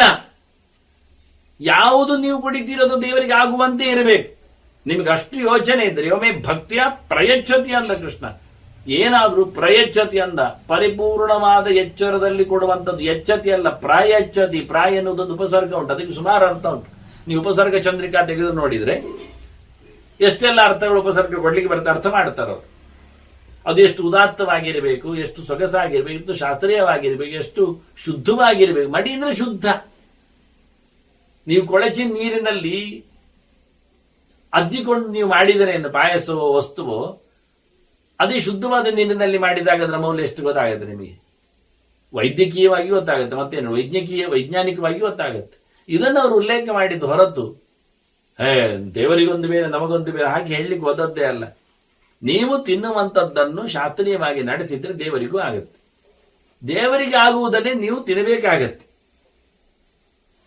ಆದ್ರಿಂದ ಹಾಗೆ ಹೀಗೆ ಅಂತ ತಿರುಚಿ ಯಾವುದೋ ಹೇಳಿದ ಸ್ಟೇಟ್ಮೆಂಟ್ಸ್ಗಳನ್ನು ಯಾವುದೋ ಅರ್ಥದಲ್ಲಿ ಬಳಸಿಕೊಳ್ಳುವುದು ತಪ್ಪು. ಇಲ್ಲಿ ಅದನ್ನು ಸ್ಪಷ್ಟವಾಗಿ ಅವರು ಅದಕ್ಕೆ ಹೇಳಿದ್ದವನು ಲೆಕ್ಕಾಚಾರ ಮಾಡ. ಮೃಷ್ಟಂ ಮುಂಜೀತ ನಾಹಿತಂ ಅಂತ. ಒಳ್ಳೆಯದನ್ನು ತಿನ್ನುಕೋ, ಹಿತವಾಗುವಷ್ಟೇ, ಮಿತವಾಗುವಷ್ಟೇ, ಋತುವಾದ್ದನ್ನೇ ತಿನ್ನಬೇಕಲ್ಲ. ಅಹಿತವಾದದ್ದು ಬೇಡ. ದೇಹಕ್ಕೆ ಅಹಿತ, ಕೆಲವೊಮ್ಮೆ ಮನಸ್ಸಿಗೆ ಅಹಿತ, ಕೆಲವು ಮಾತಿಗೆ ಅಹಿತ. ಅದು ತಿನ್ನುವುದರಿಂದ ಅವನು ಯದ್ವಾ ಮಾತಾಡಿಯಾನು. ಆದ್ರಿಂದ ತಿನ್ನ ಆಹಾರಗಳು ದೇಹಕ್ಕೆ ಮನಸ್ಸಿಗೆ ಎಲ್ಲ ಪ್ರಭಾವ ಬೀರೋದ್ರಿಂದ ಶಾಸ್ತ್ರದಲ್ಲಿ ವಿಹಿತವಾದದ್ದು ಹಿತ, ವಿಹಿತ. ಶಾಸ್ತ್ರದಲ್ಲಿ ವಿಹಿತ ಅಲ್ಲದ್ದು ಅಹಿತ ಅಷ್ಟೇ. ಆದ್ರಿಂದ ಇಲ್ಲಿ ನಚ ಅಹಿತಂ ಹೇಳಿದ್ದು ನಮ್ಮ ಹಿತ ಮಾತ್ರ ಅಲ್ಲ, ಶಾಸ್ತ್ರ ಹಿತವನ್ನು ಇಟ್ಟುಕೊಂಡು ಹೇಳಿದ್ದು. ಶಾಸ್ತ್ರದಲ್ಲಿ ವಿಹಿತ ಅಂದ್ರೆ ವಿಧಿದಿಂದ ಬಂದದ್ದು, ಹೇಳಲ್ಪಟ್ಟದ್ದು. ಇಲ್ಲಿ ಸ್ಪಷ್ಟ ವಾಕ್ಯ ಉಂಟು, ಮೃಷ್ಟಂ ಮುಂಜಿತ ನಾಹಿತಂ. ಶಾಸ್ತ್ರ ಹೇಳದ್ದು ತಿನ್ನಬೇಡ. ಇನ್ನೆಂತ ಹೇಳುದು ನಾವು? ಇದ್ರ ಆಚೆ ಏನು ಹೇಳಲಿಕ್ಕೆ ಬರ್ತದೆ? ಶಾಸ್ತ್ರದಲ್ಲಿ ಹೊಗೆ ಸೊಪ್ಪು ತಿನ್ಲಿಕ್ಕೆ ಹೇಳಲಿಲ್ಲ, ತಿನ್ಬೇಡ. ಶಾಸ್ತ್ರದಲ್ಲಿ ಸುರೆಯನ್ನು ಕುಡಿಲಿಕ್ಕೆ ಹೇಳಲಿಲ್ಲ, ಕುಡಿಬೇಡ. ಅದನ್ನ ದೇವರಿಗೊಂದು ಮಾಡಿ ಹೇಳಲಿಕ್ಕೆ ಹೋದದ್ದೇ ಅಲ್ಲ. ಇಲ್ಲಿ ನೀನು ಕುಡಿದೆಲ್ಲ ದೇವರಿಗೆ ಕೂಡ ಹೇಳಿದ್ದಲ್ಲಿ ನಾವು ಅಪಚಾರ ಮಾಡ್ಲಿಕ್ಕೆ ಹೇಳಿಲ್ಲ. ನೀನು ಅಂದಾಗಲೇ ನಿನ್ನ ಒಳಗಿನ ದೇವರುದ್ಲ ಅರ್ಥ ಮಾಡ್ಲಿಕ್ಕೆ ಉಂಟಲ್ಲಿ. ಅದನ್ನೇ ವೈಶ್ವಾನರ ಯಜ್ಞ ಹೇಳಿದ್ದು. ಈಗ ಸಿಕ್ಕಿ ಬೀಳ್ತೀರಿ ನೀವು ಅದನ್ನ ಪುರುಷೋಭವತಿ ಅನ್ನುವಲ್ಲಿ. ಹೊರಗಿನ ಲೆಕ್ಕಾಚಾರ ಹೇಳಿದ್ದಲ್ಲ, ಒಳಗಿನ ಲೆಕ್ಕಾಚಾರ. ನೀನು ಒಂದು ದೇವಾಲಯ ಪ್ರತೀಕ ದೇವರದ್ದು ಎನ್ನುವುದು ಎಚ್ಚರ ಇರಲಿ. ನಿನ್ನೊಳಗಿನ ಭೋಗಕ್ಕೂ ವೈಶ್ವಾನರ ಯಜ್ಞ ಅಂತ ಹೆಸರಿದೆ. ಹಾಗಾಗಿ ಇದನ್ನು ಸರಿಗಟ್ಟಲ್ಲಿ ನಡೆಸಿಕೋ ಅನ್ನೋ ಮೂಲಕ ಬಹಳ ಚಂದವಾಗಿ ನಿನ್ನದೇ ಅತಿಥಿಗೂ ಆದಿಗೆ ಕೊಡ್ಲಿಕ್ಕೆ. ನಾವು ಧೃತರಾಷ್ಟ್ರನ ಆದಿತ್ಯವನ್ನು ನೋಡಿದ್ದೇವಲ್ಲಿ. ನಾವೆಲ್ಲ ತಿನ್ನುವುದು ಹೀಗೆ ಹೇಳಿ ಒಂದು ದಿನದಲ್ಲಿ ಎಲ್ಲ ಧರ್ಮರಾಜಾದಿಗಳು ಹಾಗೆ ಫಲಮೂಲಾಶಿಗಳಾಗಿದ್ರು ಅಲ್ಲಿ ಅಂತ ನಾವು ಅರ್ಥ ಮಾಡಿಕೊಂಡೆವು ಆಶ್ರಮವಾಸಿಗ ಪರ್ವದಲ್ಲಿ ನೋಡಿದಾಗ. ಅದರಂತೆ ಇಲ್ಲಿ ಉಲ್ಲೇಖ ಮಾಡಿದ್ದು ಮೃಷ್ಟಂ ಮುಂಚೀತ ನಾಯಿಕ. ಅರಮನೆಯಲ್ಲಿ ಉಂಡಾಗ ಅದು ಯೋಗ್ಯವಾಗಿರಲಿ, ದೇವರ ಸಮರ್ಪಣೆ ಆಗಿರಲಿ. ಮೃಷ್ಟಾನ್ನ ಅಂದ್ರೆ ಅದು ಅರ್ಥ. ಮೃಷ್ಟ ಅಂದ್ರೆ ಅದು ಪರಿಶುದ್ಧವಾದದ್ದಾಗಿರಲಿ, ದೇಹವನ್ನು ಶುದ್ಧಗೊಳಿಸುವಂತಿರಲಿ, ದೇವರ ಸಮರ್ಪಣೆಯಿಂದಾಗಿ ಅದು ಒಳ್ಳೆಯದಾಗಿರಲಿ, ಪ್ಯೂರ್ ಆಗಿರಲಿ ಅನ್ನೋ ಲೆಕ್ಕಾಚಾರ ಮಾಡಿ ವಿಗತಾಶಿ ಅಂತ ಹೇಳಿದಾಗೆ ಯಜ್ಞ ಶಿಷ್ಟಾಧೀನಸ್ತಂತ ಮುಚ್ಚಂತೆ ಸರ್ವಕಿಲ್ಬಿಷೆ ಅಂತ. ಅದು ಅಗ್ನಿಮುಖದಲ್ಲಿರಬಹುದು, ಪ್ರತಿಮಾ ಮುಖದಲ್ಲಿರಬಹುದು, ಬ್ರಾಹ್ಮಣ ಮುಖದಲ್ಲಿರಬಹುದು, ಅತಿಥಿಗಳ ನೆಲೆಯಲ್ಲಿ, ವೈಷ್ಣವರ ನೆಲೆಯಲ್ಲಿ ಇರಬಹುದು. ಒಟ್ಟಾರೆ ಎಲ್ಲಿಯಾದರೂ ಸಮರ್ಪಣೆ ಆದದ್ದು ಕೊಡಲ್ಪಟ್ಟದ್ದು ಶೇಷವಾಗಿದ್ದಾಗ ಅದು ನಿನ್ನ ಪ್ರಾಣಾಹುತಿ ಎನ್ನುವ ಯಜ್ಞದಲ್ಲಿಯೂ ಶೇಷ ಆಗುತ್ತೆ. ಆಗ ಇಲ್ಲೇ ಯಜ್ಞ ಆಗತ್ತೆ. ಹೀಗೆ ಯಜ್ಞಶೇಷವನ್ನು ಉಣ್ಣುವಂತೆ ಪ್ರಯೋಜನ ಕೊಟ್ಟಿದ್ದಾನೆ ಬಹಳ ಚಂದವಾಗಿ. ಇದು ನಮಗೂ ಅನ್ವಯ ಅಲ್ವಾ, ಕೇವಲ ಧರ್ಮರಾಜನಿ ಮಾತ್ರ ಅಲ್ಲ. ಅಸ್ತಬ್ಧ ಪೂಜೆಯನ್ ಮಾನ್ಯಾನ್ ಪೂಜೆ. ಗೌರವಿಸಲು ಯೋಗ್ಯರಾದವರನ್ನು, ಪ್ರಾಮಾಣಿಕರಾದವರನ್ನು ಮೆಚ್ಚಿಸಬೇಕು, ಗೌರವಿಸಬೇಕು, ಆರಾಧಿಸಬೇಕು ಅಂತ ಹೇಳಿ ಸ್ತಬ್ಧನಾಗುವುದಲ್ಲ. ಆ ಬಿಂಕದಲ್ಲಿ, ಅಹಂಕಾರದಲ್ಲಿ ಸೆಟೆದು ನಿಂತು ನಾನು ಮಾಡ್ತಾ ಇದ್ದೇನೆ ಅಂತ ಅಥವಾ ಮಾಡಬೇಕಾ ಅಂತ ಹೇಳಿಕೊಂಡು ಇಲ್ಲ. ನೀನು ಎತ್ತರದಲ್ಲಿ ಕೂತಿಕೊಂಡು ಪೂಜೆಗೊಳಿಸುವವನಾಗಿರುವುದಲ್ಲ. ನೀನು ತಗ್ಗಿ ಬಗ್ಗಿ ಅವರ ಅಡಿಯಾಳಾಗಿ ಸೆಟೆದು ನಿಲ್ಲದೆ, ಮಂಡೆಯಲ್ಲಿ ಹಚ್ಚಿಕೊಳ್ಳದೆ, ಬಿಂಕ ಬಡದೆ ದೇವರ ಸೇವೆ ಅಂತ ಹೇಳಿ ಮಾಡಲಿಕ್ಕೆ ಉಂಟು. ಗುರುವನ್ನು ಸೇವೆ ಅಮಾಯ, ಗುರುಗಳ ಸೇವೆಯನ್ನು ಮಾಡು, ಕಪಟದಲ್ಲಿ ಅಲ್ಲ. ಮಾಯ ಅಂದ್ರೆ ಕಪಟ, ಮೋಸ, ವಂಚನೆ, ಮಾಡಿದಾಗೆ ನಾಟಕ ಮಾಡಬೇಡ, ಶುದ್ಧವಾಗಿ ಮಾಡು.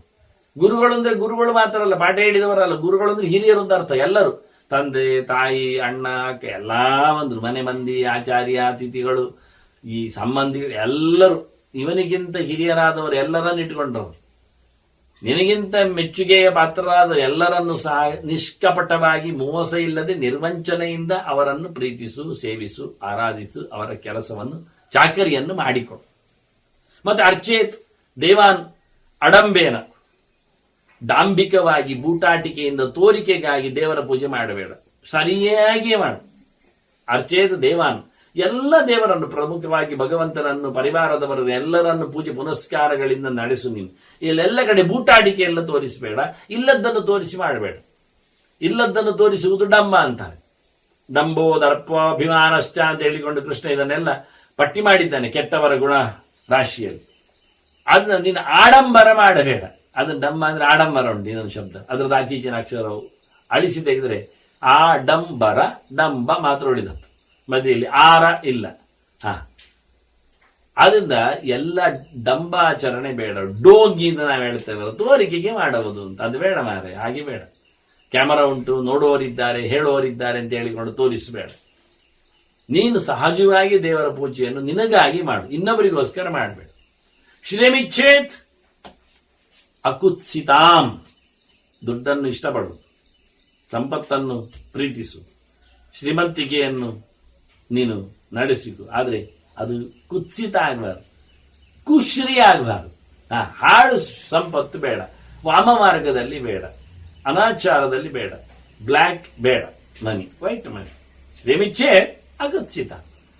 ಹಾಳು ಕೆಲಸದಿಂದ, ಕೆಟ್ಟ ರೀತಿಯಿಂದ ಈ ಪಣ ಇಡುವುದು, ಬೆಟ್ಟು ಕಟ್ಟುವುದು, ಲಾಟ್ರಿ ಮಾಡುವುದು, ಸೋಡ್ತಿ ತೆಗೆಯುವುದು, ಇದರಿಂದೆಲ್ಲ ಸಂಪತ್ತನ್ನು ಪಡೀಲಿಕ್ಕೆ ಹೋಗಬೇಡ. ರೇಸಿನಿಂದ, ಜಿದ್ದಿನಿಂದ, ಸ್ಪರ್ಧೆಯಿಂದ, ಪೈಪೋಟಿಯಿಂದ ಅಂಥದ್ದು ಸಂಪತ್ತು ಬರಬಾರ್ದು. ಅದು ಕುತ್ಸಿತ ಮಾರ್ಗ, ವಾಮ ಮಾರ್ಗ, ಅನ್ಯಾಯ. ಮತ್ತೆ ಗಲೀಜು ಸಂಪತ್ತನ್ನೆಲ್ಲ ಒಟ್ಟು ಮಾಡಬೇಡ.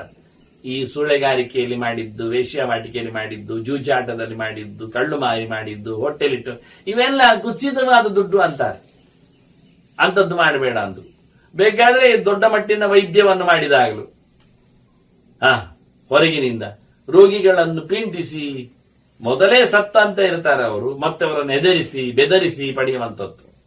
ಅವರಿಗೆ ದೊಡ್ಡ ರೋಗ ಉಂಟು ಹೇಳಿ ಹೆದರಿಸಿ ಎಲ್ಲ ಇನ್ನೇನಾಗುತ್ತೋ ಅಂತ ಎಲ್ಲ ಒಂದಿಷ್ಟು ಸಂಪತ್ತು ಆಗುವುದಿಲ್ಲ ಅಂದ. ಇನ್ಯಾವುದೋ ಬಡ್ಡಿ ವ್ಯವಹಾರದಲ್ಲಿ LICಯಲ್ಲಿ ಇಟ್ಟುಕೊಂಡು ಅಲ್ಲಿಂದ ಕದಿಯು, ಅದೆಲ್ಲ ಬೇಡ ಅಂದ. ಅದು ಸಂಪತ್ತು ಇರಲಿ, ಶ್ರಿಯಂ ಇಚ್ಛೆ ಅಕುತ್ಸಿತಾಂ, ಒಳ್ಳೆ ಸಂಪತ್ತನ್ನು ಕೇಳು, ಬಹಳ ಚಂದವಾದ, ತುಂಬಾ ಇಷ್ಟವಾದ ಸಂಪತ್ತು ಬರುವಾಗಿರಲಿ ಅಂದಾನೆ. ಮತ್ತೆ ಭಗವಂತನ ಸೇವೆ ಮಾಡುವಂತೆ, ಸೇವೇತ ಪ್ರಣಯಂ ಹಿತ್ವ, ಯಾರ ಕಡೆಯೂ ವಾಲದೆ ಅವರ ಪ್ರೀತಿ ನೋಡಿ, ಅವರ ಲಾಭ ನೋಡಿ, ಅವರ ಸ್ನೇಹ ನೋಡಿ, ಅವರ ಸಂಬಂಧ ನೋಡಿ ನಿನ್ನ ಕೆಲಸ ಅಲ್ಲ. ನೀನು ಯಾವುದೇ ಏರುಪೇರು ಇಲ್ಲದೆ, ಪ್ರಿಯಾಪ್ರಿಯ ಚಿಂತನೆ ಮಾಡದೆ, ಇಷ್ಟಾನಿಷ್ಟಗಳ ಗೋಜಿಗೆ ಹೋಗದೆ, ಸ್ವಜನ ಪರಜನ ಅಂತ ಚಿಂತನೆ ಗೈಯದೆ ಸೇವೆಯನ್ನು ನಡೆಸು. ದೇಶ ಸೇವೆ, ಜನರ ಸೇವೆ ಮಾಡುವಾಗ ಇದು ಯಾವುದು ಬರಬಾರದು. ಮನೆ ಮಂದಿಯಂತೆ ಬೇರೆ, ಮಂತ್ರಿ ಮಾಗದರಿಗೆ ಬೇರೆ, ಜನಸಾಮಾನ್ಯರಿಗೆ ಬೇರೆ, ಸಾಧು ಸಂತರಿಗೆ ಬೇರೆ, ಗಣ್ಯಾತಿಗಣೆ, ಇದೆಲ್ಲ ತಪ್ಪು ಅಂತಾರೆ. ಅದೆಲ್ಲ ಹೊರತುಪಡಿಸಿ ಯಾರ ಮೋರೆ, ಯಾರ ಪ್ರೀತಿಯನ್ನು ಗಣಿಸದೆ, ಗಳಿಸದೆ, ಇಣಿಸದೆ ಕೆಲಸ ಮಾಡೋದು. ದಕ್ಷ ಸ್ಯಾತ್ ನತು ಅಕಾಲವಿತ್ತು. ಒಳ್ಳೆ ಬಹಳ ಚಂದವಾದಂತಹ ಕೆಲಸ ಮಾಡಿದವನು ನೀನಾಗಬೇಕು. ದಕ್ಷನು ಅಂತ ಅನಿಸಿಕೊಳ್ಬೇಕು. ಆದರೆ ಅದು ಸರಿಯಾದ ಯೋಗ್ಯವಾದ ಕಾಲದಲ್ಲಿ ಇರಬೇಕು. ಸರಿಯಾಗಿ ಅವನು ಒಳ್ಳೆಯವನು ಅನಿಸಿಕೊಳ್ಬೇಕಿರೋದು ಯಾವುದೇ ಕಾಲದಲ್ಲಿ ಯಾವುದೇ ವಿಷಯದಲ್ಲಿ ಆಗುವುದಲ್ಲ. ಮತ್ತು ಅಕಾಲವಿತ್, ಕಾಲಜ್ಞಾನ ಚೆನ್ನಾಗಿರಲಿ. ದಕ್ಷತೆಯನ್ನು ಎಲ್ಲಿ ತೋರಿಸ್ಬೇಕು ಅಲ್ಲಿ ಮಾತ್ರ ತೋರಿಸಬೇಕು. ಯಾವುದಕ್ಕೂ ದಕ್ಷತೆಯನ್ನು ತೋರಿಸುವರು. ತಿನ್ನುವುದರಲ್ಲಿ ನಾನು ಎಕ್ಸ್ಪರ್ಟ್, ಅದು ಪ್ರಯೋಜನ ಇಲ್ಲ. ಅದು ದಕ್ಷತೆ ಎಂದು ಯಾರು ಹೇಳುವುದಿಲ್ಲ. ಮಗದೊಬ್ಬರನ್ನು ಅಳಿಸುವುದರಲ್ಲಿ ನಾನು ಜೋರಿದ್ದೇನೆ, ಅದು ಇನ್ನಷ್ಟು ತಪ್ಪೆ. ನಮಗೆ ಇನ್ನೊಬ್ಬರನ್ನು ಸಂತೋಷಗೊಳಿಸ್ಲಿಕ್ಕೆ ಬರ್ತದಾದ್ರೆ ಅಳಿಸ್ಲಿಕ್ಕೆ ಬರಬಹುದು. ಆಗ್ತದ? ಸುಮ್ಮನೆ ಯಾರನ್ನಾದ್ರೂ ನಾವು ಸಂತೋಷಗೊಳಿಸ್ಲಿಕ್ಕೆ ಆಗುವುದಿಲ್ಲಲ್ಲ, ಆದ್ರೆ ಯಾರನ್ನು ಅಳಿಸ್ಲಿಕ್ಕಿಲ್ಲ. ಸೃಷ್ಟಿ ಮಾಡಲು ಬಾರದು, ನಾವು ಸಂಹಾರ ಮಾಡ್ಲಿಕ್ಕೆ ಹೋಗಬಾರ್ದು ಅದಕ್ಕೆ. ಹಾಗಾಗಿ ಬಹಳ ಚೆನ್ನಾಗಿ ಹೇಳ್ತಾರೆ ಅವರು, ಬಹಳ ಸುಂದರವಾಗಿ ಹೇಳ್ತಾನೆ. ಕಾಲವನ್ನು ಚೆನ್ನಾಗಿ ತಿಳಿ. ಕಾಲ ತಿಳಿದು ಅದಕ್ಕೆ ಯೋಗ್ಯವಾದ ನಿನ್ನ ಪೌರುಷ ಪ್ರಯತ್ನ ಮಾಡಿದಾಗ ಅದರ ಲಾಭ ಪಡೀಲಿಕ್ಕಾಗ್ತದೆ. ನಾನೀಗ ಖಂಡಿತವಾಗಿಯೂ ಬಂಡೆಯಲ್ಲಿ ನೀರು ತೋರಿಸ್ತೇನೆ ಅಂತ ಹೊಡೆಯಲಿಕ್ಕೆ ಶುರು ಮಾಡಿದರೆ ಬಂಡೆಯಲ್ಲಿ ನೀರು ಬರುವುದಿಲ್ಲ. ನಿನ್ನ ದಕ್ಷತೆ ಅಷ್ಟು ಹಾಳಾಗಿ ಹೋಯಿತು. ಅದು ಗದ್ದೆಯಲ್ಲಿ ಒಳ್ಳೆಯ ಹಸನಾದ ಮಣ್ಣಿನಲ್ಲೆಲ್ಲ ಪಡಿಲಿಕ್ಕೆ ಬರ್ತದೆ. ಆಗಲಾರದು ಹೋಗಲಾರದು ಕೆಲಸ ಮಾಡ್ತಾ ಬಹಳಷ್ಟು ಅಧ್ವಾನ ಮಾಡುವುದಕ್ಕಿಂತ ನಾನು ಬೇಸಿಗೆಯಲ್ಲಿ ಮರದಲ್ಲಿ ಹಣ್ಣು ತಾರಿಸ್ತೇನೆ, ಅದರಲ್ಲಿ ಹೂ ತರಿಸ್ತೇನೆ ಅಂತೇಳಿ ಅದಕ್ಕೆ ಪಾತಿ ಕಟ್ಟಿ ನೀರಿಗೆ ಇಡೀ ಬಾವಿಯ ನಡುವೆ ನೆಟ್ಟರು ಅಂತದ್ದು ಆಗುವುದಿಲ್ಲ. ಯಾಕೆ? ಕಾಲ ಋತು ಧರ್ಮ ಅದು ಸೇರುವುದಿಲ್ಲ. ಅದನ್ನ ಋತುವನ್ನು ನೋಡು, ಕಾಲವನ್ನು ನೋಡು, ಪಕ್ವತೆಯನ್ನು ತಿಳ್ಕೊ.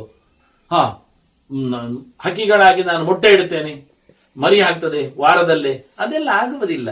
ಕಾಲ ಉಂಟು, ಕಾಲವನ್ನು ಚೆನ್ನಾಗಿ ತಿಳ್ಕೊ. ಪ್ರತಿಯೊಂದಕ್ಕೂ ಕಾಲದ ಅರಿವು ಇಲ್ಲದೆ ನಿನ್ನ ಸಾಮರ್ಥ್ಯ ವಿಶೇಷವನ್ನು, ಅದಕ್ಕೇನು ಹೇಳ್ತೇವೆ ನಾವು, ಪ್ರತಿಭೆ ಎಂದು ಶಬ್ದ ಹೇಳ್ತೇವೆ ದಕ್ಷತೆಗೆ, ಅದನ್ನು ತೋರಿ. ಪ್ರತಿಭೆ ಇರಬಹುದು, ಆದ್ರೆ ಯಾವುದರಲ್ಲಿ ನೋಡು, ಕಾಲಕ್ಕೆ ಅನುಗುಣವಾಗಿ ಅದರ ಪ್ರದರ್ಶನಕ್ಕೆ ಬರಲಿ. ಆ ಕಾಲದಲ್ಲಿ ಆಗುವುದಿಲ್ಲ. ಎಂತಹ ಪ್ರತಿಭಾವಂತನಿಗೂ ದಕ್ಷತೆಗೂ ಸಾಮರ್ಥ್ಯ ವಿಶೇಷವುಳ್ಳವನಿಗೂ ಹಗಲಿನಲ್ಲಿ ನಕ್ಷತ್ರ ತೋರಿಸಿ ಅಂದ್ರೆ ಪೂರ್ಣ ಗ್ರಹಣ ಬಂದರೂ ಆಗುವುದಿಲ್ಲ. ಇನ್ನೇನು ಕೃತ್ರಿಮ ಮಾಡುವುದರಿಂದ ಅದು ಅವನ ದಕ್ಷತೆ ಹೇಳುವುದಿಲ್ಲ, ತಮಾಷೆ ಮಾಡ್ತಾರೆ, ಅದು ಮೋಸ, ಕಪಟ. ಅದರ ದಕ್ಷತೆಗೆ ಕಾಲಜ್ಞಾನ ಚೆನ್ನಾಗಿರಲಿ, ಅದನ್ನು ಅರಿತುಕೋ ಮಾಡು. ಮತ್ತೆ ಜ್ಯೋತಿಷ್ಯದ ನೆಲೆಯೂ ಇರಲಿ ದಕ್ಷತೆ ಅಂತಾರೆ. ಕೆಲವೊಮ್ಮೆ ಪ್ರಯತ್ನ ಒಟ್ಟರೆ ಕೆಲಸ ಆಗುವುದಿಲ್ಲ ಅಂದ ಕೆಲಸ ನಿಲ್ಲಿಸಿ. ಯಾಕೆ? ಜ್ಯೋತಿಷ್ಯದ ಮೇಲೆ ನೋಡಿಕೋ. ಕಾಲಜ್ಞಾನ ಅಂದ್ರೆ ಜ್ಯೋತಿಷ್ಯ ಜ್ಞಾನ ಅಂತ ಅರ್ಥ. ಪ್ರೆಡಿಕ್ಟ್, ಭವಿಷ್ಯ, ಅದನ್ನ ಮೇಲೆ ಡಿಪೆಂಡ್ಸ್ ಆನ್. ನೋಡಿಕೊಂಡು ನಿನ್ನ ದಕ್ಷತೆಯನ್ನು ಹೋಗು. ಅದಾಗುವುದಿಲ್ಲ ಆದ್ರೆ ಬೇಡ ನಿನಗೆ. ನಿನ್ನಿಂದ ಆಗುವುದಿಲ್ಲ ಯಜ್ಞಯಾಗ ಅಂದ್ರೆ ಸುಮ್ಮನೆ ಇರುವುದು ಒಳ್ಳೆ. ನಿನಗೆ ಹೇಳಿಸಿದ್ದೆಲ್ಲ ಅಂದ್ರೆ ಓಕೆ, ಒಪ್ಪಿಕೊಳ್ಳು. ಆದ್ರಿಂದ ಕಾಲವದ ಯೋಚನೆಯಲ್ಲಿಟ್ಟುಕೋ, ಮಾಡಿಕೊ. ಈಗ ಭಗೀರಥನ ತಪಸ್ಸಿನ ಹಾಗೆ ಮಾಡಿದ ಗಂಗೆ ಬಂದ್ಲು. ಹಿಂದಿನ ದಿದೀಪಾದಿಗಳದ್ದು ಮುಂದೋಯ್ತಷ್ಟೇ, ಮುಂದೋಗ್ಲಿಕ್ಕೆ ಆಯ್ತು. ಆದ್ರಿಂದ ಅವರು ನನ್ನ ಪೀರಿಯಡ್ ಅಲ್ಲಿ ಆಗುತ್ತೋ ಅವ್ರು ಹೇಳಿಕೊಂಡಿದ್ದು, ಆಗದಿದ್ರು ಪರವಾಗಿಲ್ಲ, ನನ್ನ ಮಕ್ಕಳು ಮುಂದುವರಿಸ್ತಾರೆ. ಅವ್ರಿಗೆ ಗೊತ್ತಿದೆ ತಾವು ಸಾಹಿತ್ಯವೇ ಪೂರ್ಣ ಪ್ರಮಾಣದವರಲ್ಲ ಅಂತ.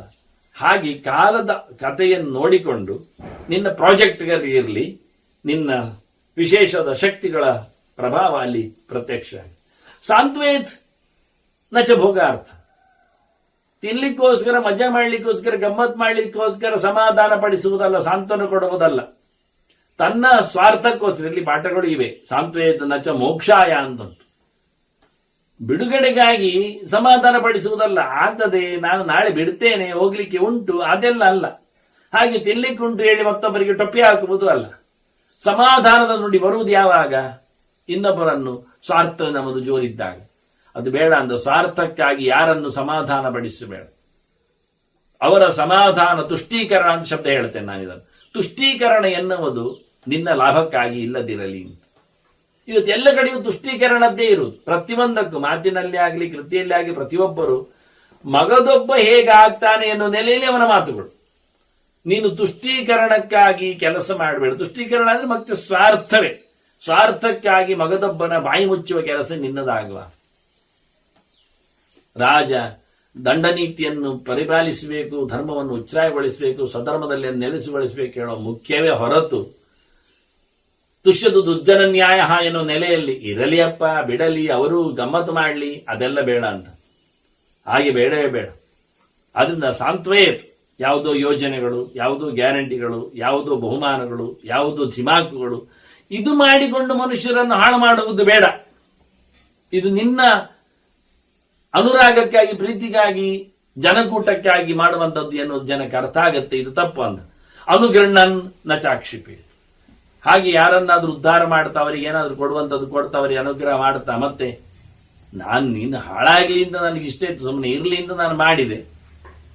ಅಥವಾ ಹಾಳಾಗಿ ಹೋಗ್ಲಿಕ್ಕೆ ನಿನಗೆ ಯಾಕೆ ನಾನು ಕೊಡಬೇಕಿತ್ತು ದಾನ ದಕ್ಷಿಣೆ ವ್ಯವಸ್ಥೆ ಎಲ್ಲ ಅಂತ ಹೇಳಿಕೊಂಡು ಒಂದ್ಸರ್ತಿ ಉಪಕಾರ ಮಾಡಿ ಒಂದು ಊಟಕ್ಕೆ ಹಾಕಿ ಮತ್ತೆ ತಿಂದು ಸಾಯಿ ಹೇಳುವಂಥದ್ದು, ತಿಂದು ಹೇಗೆ ನೋಡ್ತೇನೆ ಹೇಳೋದು, ಬೇಡದವ ನೀನು ಅಂತ ತಿಳಿದು ಅವನನ್ನು ಆಕ್ಷೇಪಗೊಳಿಸಿ ಅಧಿಕ್ಷೇಪ ಮಾಡುವುದು ಅದು ತಪ್ಪು. ನೀನು ಒಬ್ಬನಿಗೆ ಅನುಗ್ರಹ ಮಾಡಿದ್ಯಾ ಮತ್ತು ಅವನು ಸುದ್ದಿ ಬಿಡು, ಮತ್ತು ಅವನನ್ನು ಹಿಗ್ಗು ಮಾಡುವುದು ಅದು ಉಪಯೋಗ ಇಲ್ಲದ ಕೆಲಸ. ಆದ್ರಿಂದ ಅನುಗ್ರಹನನ್ನು ನಚ ಆಕ್ಷೇಪಿ. ಅವನನ್ನು ತಳ್ಳುವುದಾಗಲಿ ಬೈಯುವುದಾಗಲಿ ಅದು ಸರಿ ಇಲ್ಲ ಅನ್ನುವುದಾಗಿ, ಇದೆಲ್ಲ ರಾಜನ ಕೆಲವು ಧರ್ಮಗಳು ನಮಗೂ ಅಪ್ಲೈ ಆಗುವಂಥದ್ದೇ ಆಗಿದೆ. ಇನ್ನೂ ಒಂದೆರಡು ಮಾತುಗಳವನದ್ದು ಬಾಕಿ ಇವೆ, ಅದನ್ನು ಮತ್ತೆ ಚಿಂತನೆಯಲ್ಲಿ ನಾವು ನೋಡುವ. ಶ್ರೀಕೃಷ್ಣ ನಾರಾಯಣ ನಾರಾಯಣ ನಾರಾಯಣ.